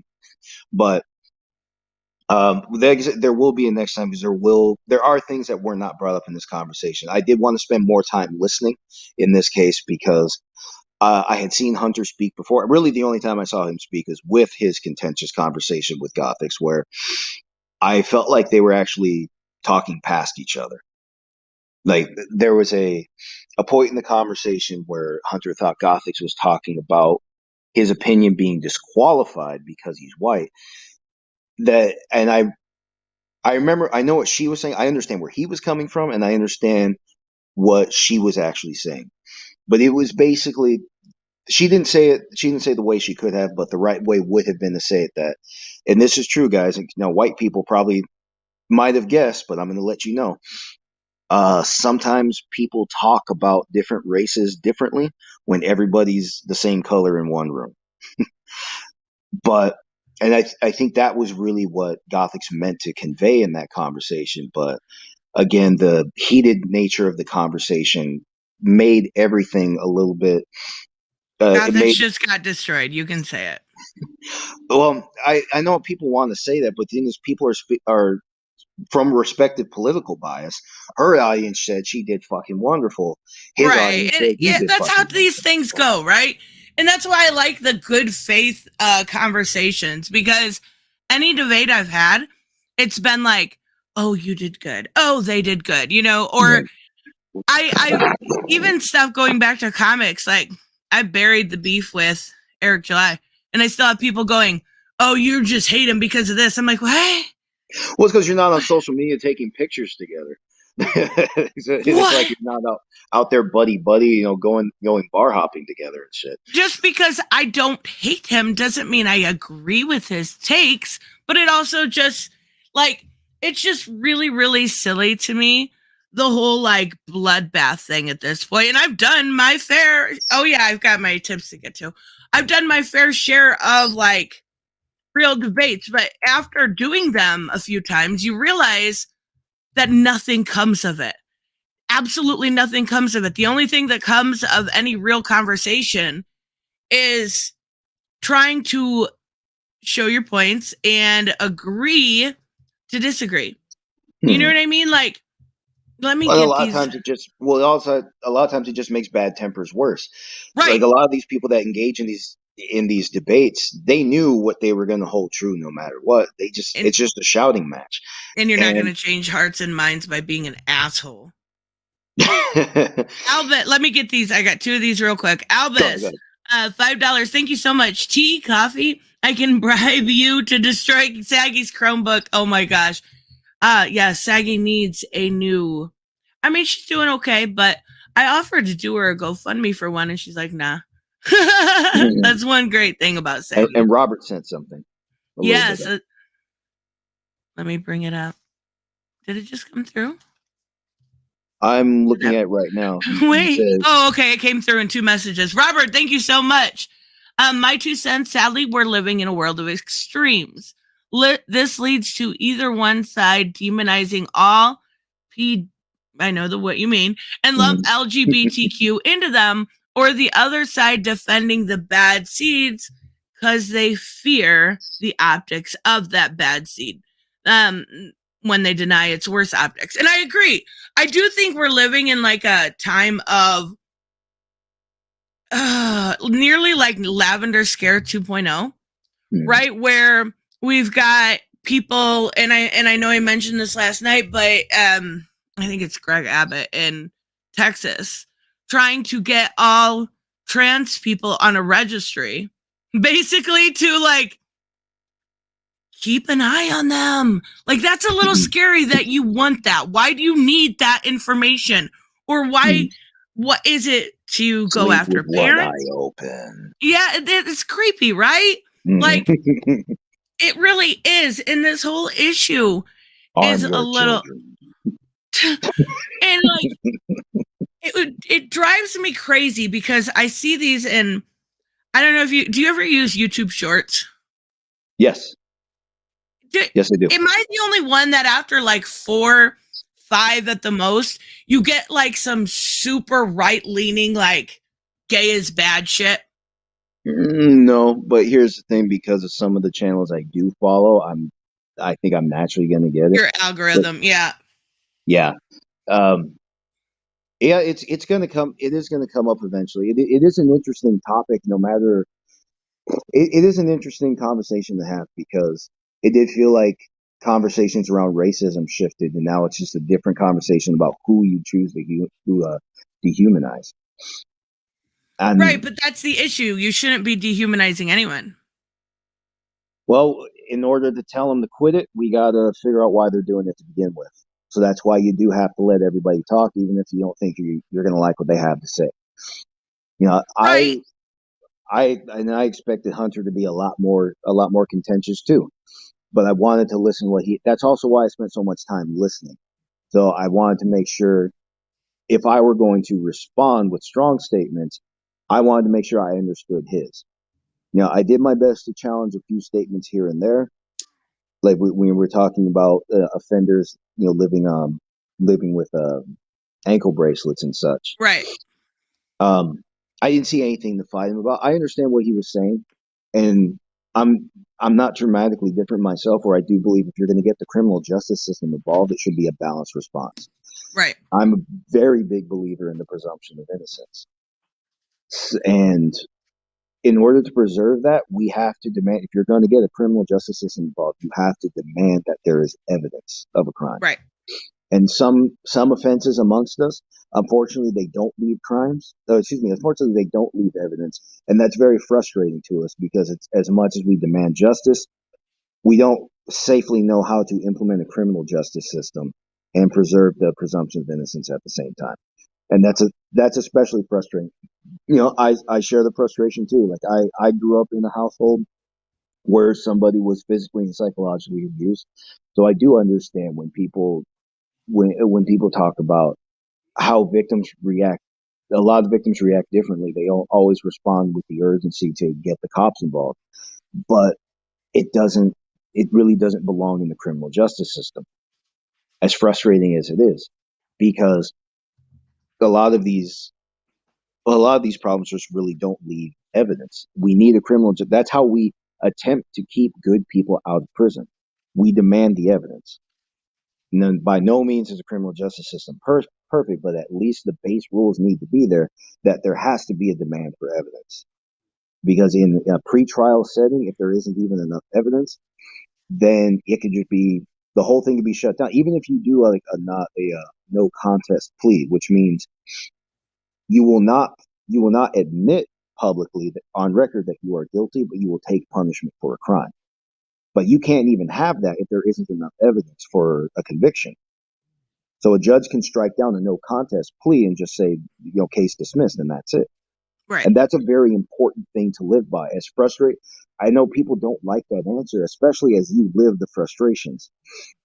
As much as you don't like it, try and find something better and just watch what happens. You know, a good, like, here's a good psychology lesson. a basic bias in morality. So you are a bystander. You watch a drunk driver strike a pedestrian with his car. Is he guilty? Usually people say yes. Now you ask him a similar question, but this time they are the driver. They are the ones that struck the pedestrian. You ask if you are guilty. And a lot of the people, now suddenly there's a story.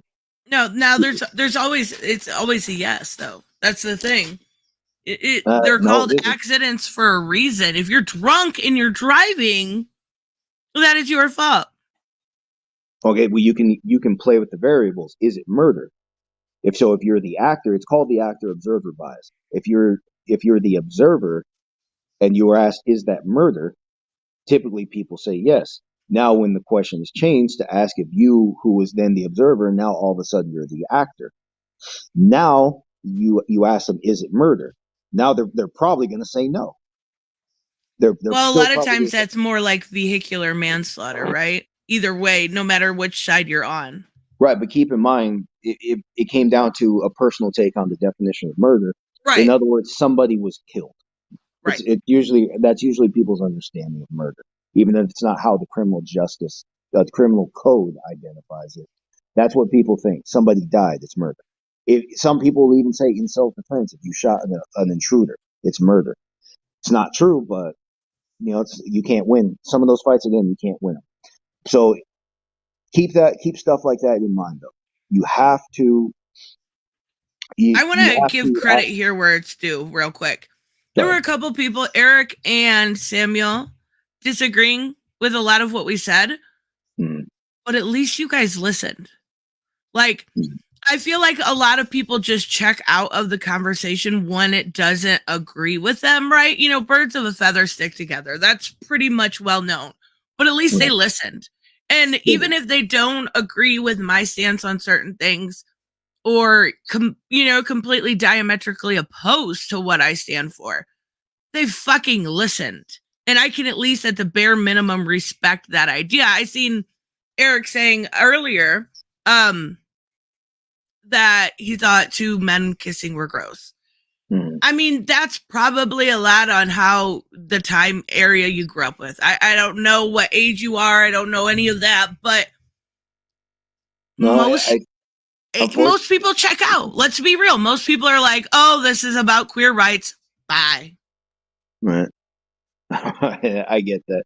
Well, like I said, what I was telling you earlier about John Kent and Nakamura, I wasn't saying that had a lot of support. Was talking about the supporting upvote. I was talking about the upvotes, the thumbs up. Right. So comparing your posts, yeah, you do get a lot of upvotes when you have shown those pictures or those shots. You have not gotten your most upvotes from those, and that was what I was presenting to Hunter just to explain that. Yeah, men a lot of times they just don't want to see it. It doesn't mean they don't really want homosexuals to be able to have private lives all on their own. My Right. experience has generally been they don't care. Especially a lot of people I grew up with learned to have real problems. Whether or not two dudes are kissing somewhere, they really don't give a shit. They like that doesn't pay their bills. That they've So had. how do you get over something like that in the media? Because right now we're going through more representation of different sexual identities, and you still have that mindset of people not wanting to see it. Do you fight through it? Do you not include it? Do you hope that it helps the next generation? Like, how do you get over that barrier? You listen to the people who said they don't want to see it. Now, some of them don't want to see it because it's their religion. I'm not talking about them. Obviously, their religion taught them to condemn something. They live by it. They've made their choice. I don't think at that point it's something that people have to reason within themselves. Right. They have to sit with themselves and ask themselves if what they hold true is really worth holding on to. They don't want to have that conversation. You can't make them. You can't police thoughts. It's Right. not as effective as people want to believe. Right. Well, I am talking about a more natural male perspective. This is true. A lot men just really don't want to see it. It happens quite a bit, but that doesn't actually get talked about because to say it to people and this is also a problem with politics. If you say it to a lot of people, it's like announcing intolerance. For men, no, it's not. Again, they're not demanding that homosexuals get their own islands or anything like that. Right. They're not necessarily demanding that they disappear from the face of the earth. All they're really saying, in simplest terms, I just don't want to see it. That's it. That's nothing. That's not so bad. So what we do is we make them watch, and then they'll just get used to it. We just make them. We force. No, I don't think you're listening to me. No, I know. I get what you're saying. I don't. But I also don't want to see people be miserable. See, like, I don't want to see anyone be miserable, and that includes Eric. That includes that guy figure drawing.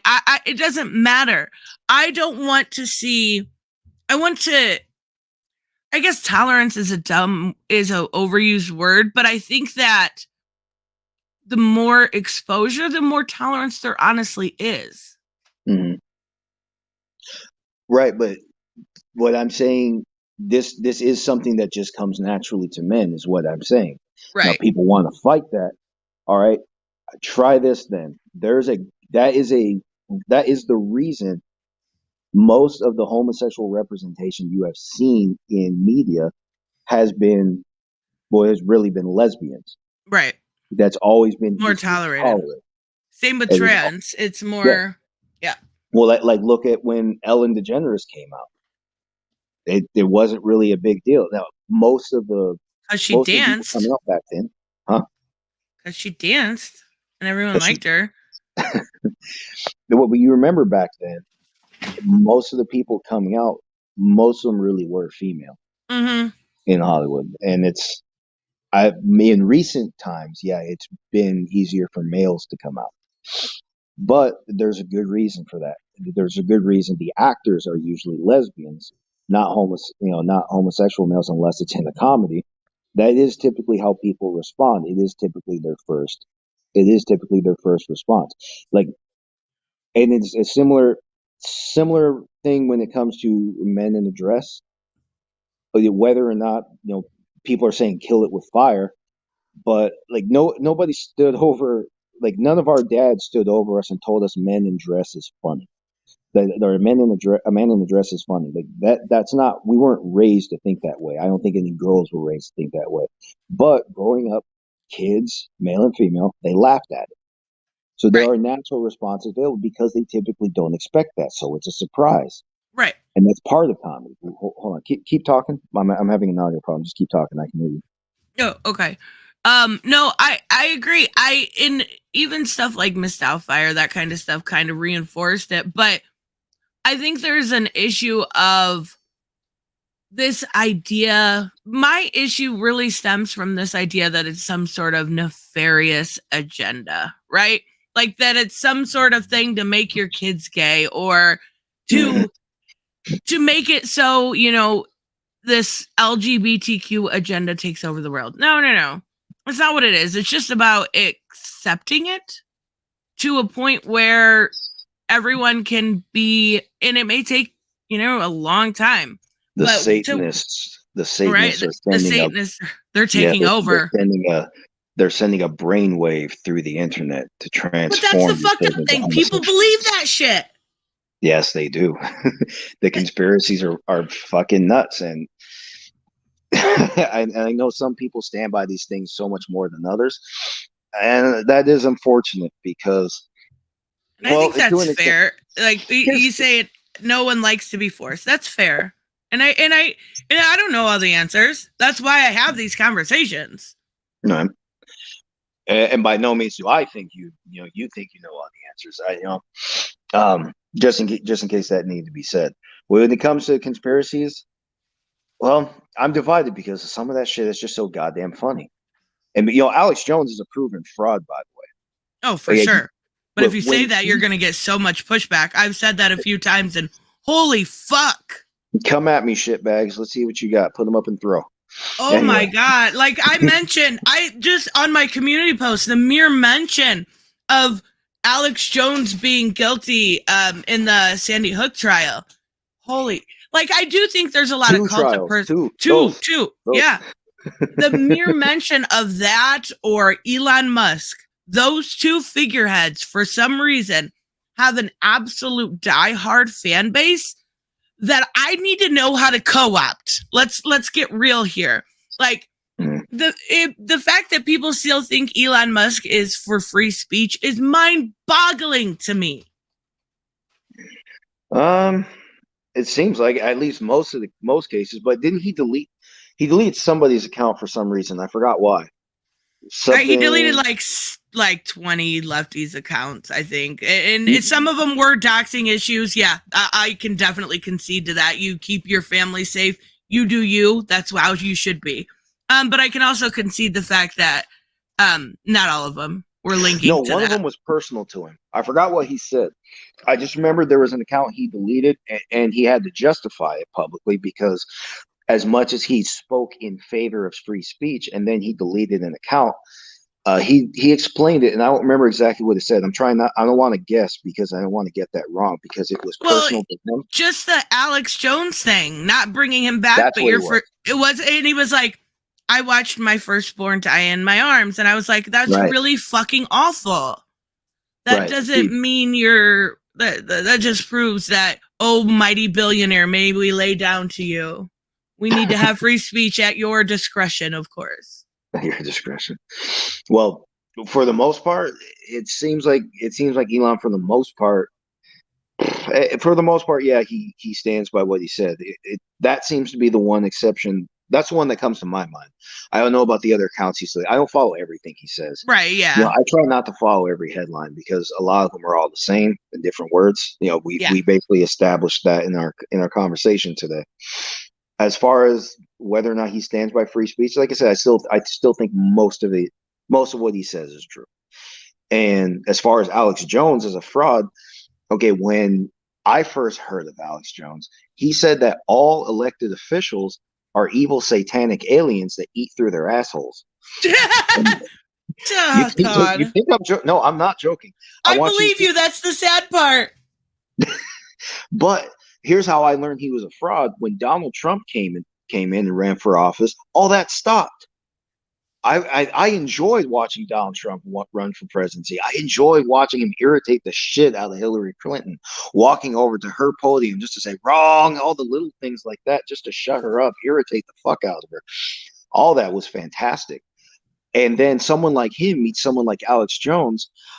I thought I was about to have the happiest day of my life, but then they're shaking hands. Oh my God. Right. That's how I knew he was. I always knew he was a fraud, but then now the evidence is out. Now it's cause and effect established, plain and clear for the world to see. And it's out there in history. Alex Jones has always been a fraud. Oh, for sure. And that's, I know some people don't want to listen to that because they think that a lot of his alleged predictions have come true. He's not. He's very nebulous. A broken clock is right twice a day. Yeah, total fuck up is right twice a day. That is Alex Jones. And he was just really general with all his statements. A lot of it seems to be true, but hey, I bet if you use those statements retroactively to certain parts in history, you'll see when religious governments started to take over their respective areas, and you would think, holy shit, this guy was predicting the past. I guess if you want to put it in stupid words like that. But it's the truth. He spoke of things in a very nebulous way. He was bound to be kind of correct. And that's what people are failing to grasp. Granted, a lot of people don't really have the skills to discern like that, and it's unfortunate, but politics now thrives off that. More to my point when I say keep this shit out of schools now, because politics thrives on platforms and presumption. Right. And these loaded doctrines, everything is declared true before the facts of the matter are even revealed. Right. History books, people say history is written by the winners. I don't think that's, I see what they're saying. That has some truth to it, but history is all over the place. You just got to know where to look. Right. And education, like I said, has to be about separating fact and fiction. And politics is not about separating fact and fiction, really. It's just about standing against the other guy. And it's about a lot about feelings. Yes. And feelings aren't invalid. I know people don't really like hearing that, when they have discourse, if they attempt to try healthy discourse, they have to try and put that aside, except that things you feel are going to come up in conversation. So if you wanted to stay completely callous in conversation and you wanted to talk about whether or not murder is a crime, if you're callous enough, you might say no. Like, I wasn't the one murdered, so why do I care? Right. You talk about what you feel because you are, especially when you're talking about crimes and criminal justice, you're trying to make sense of what other people feel, and you're trying to understand. You're trying to understand balance. Remember, this is why Lady Justice holds the scale. The crime and correction have to be equal. And I think people are attempting to look for equal just based on different life experiences. Right. So I don't like to shut out what people feel when. No, I agree. Sometimes it's hard, but yeah, I agree. But we're gonna wrap up, Joseph. I want to go see what the fuck broke with Amber Heard this morning. Really? Oh, yeah, So, something broke. I think they settled it, so I either might be live later or a video or something, but I want to see what's going on. But thank you guys all so much. Thank you, Joseph. Thank you for letting me on again. I'll try I appreciate it. I'll bring you. I will sacrifice to you next time. I will bring you the blood that you demand. And I again apologize to the audience if you were expecting something a bit more contentious. Again, that's not necessarily what I have to offer, but it also depends on the conversation. That's just not how it came to be here. Yeah, and I think it went really well. And I'll thank Hunter again. I appreciated his time. So we will see you guys later. Bye-bye. Have a good one.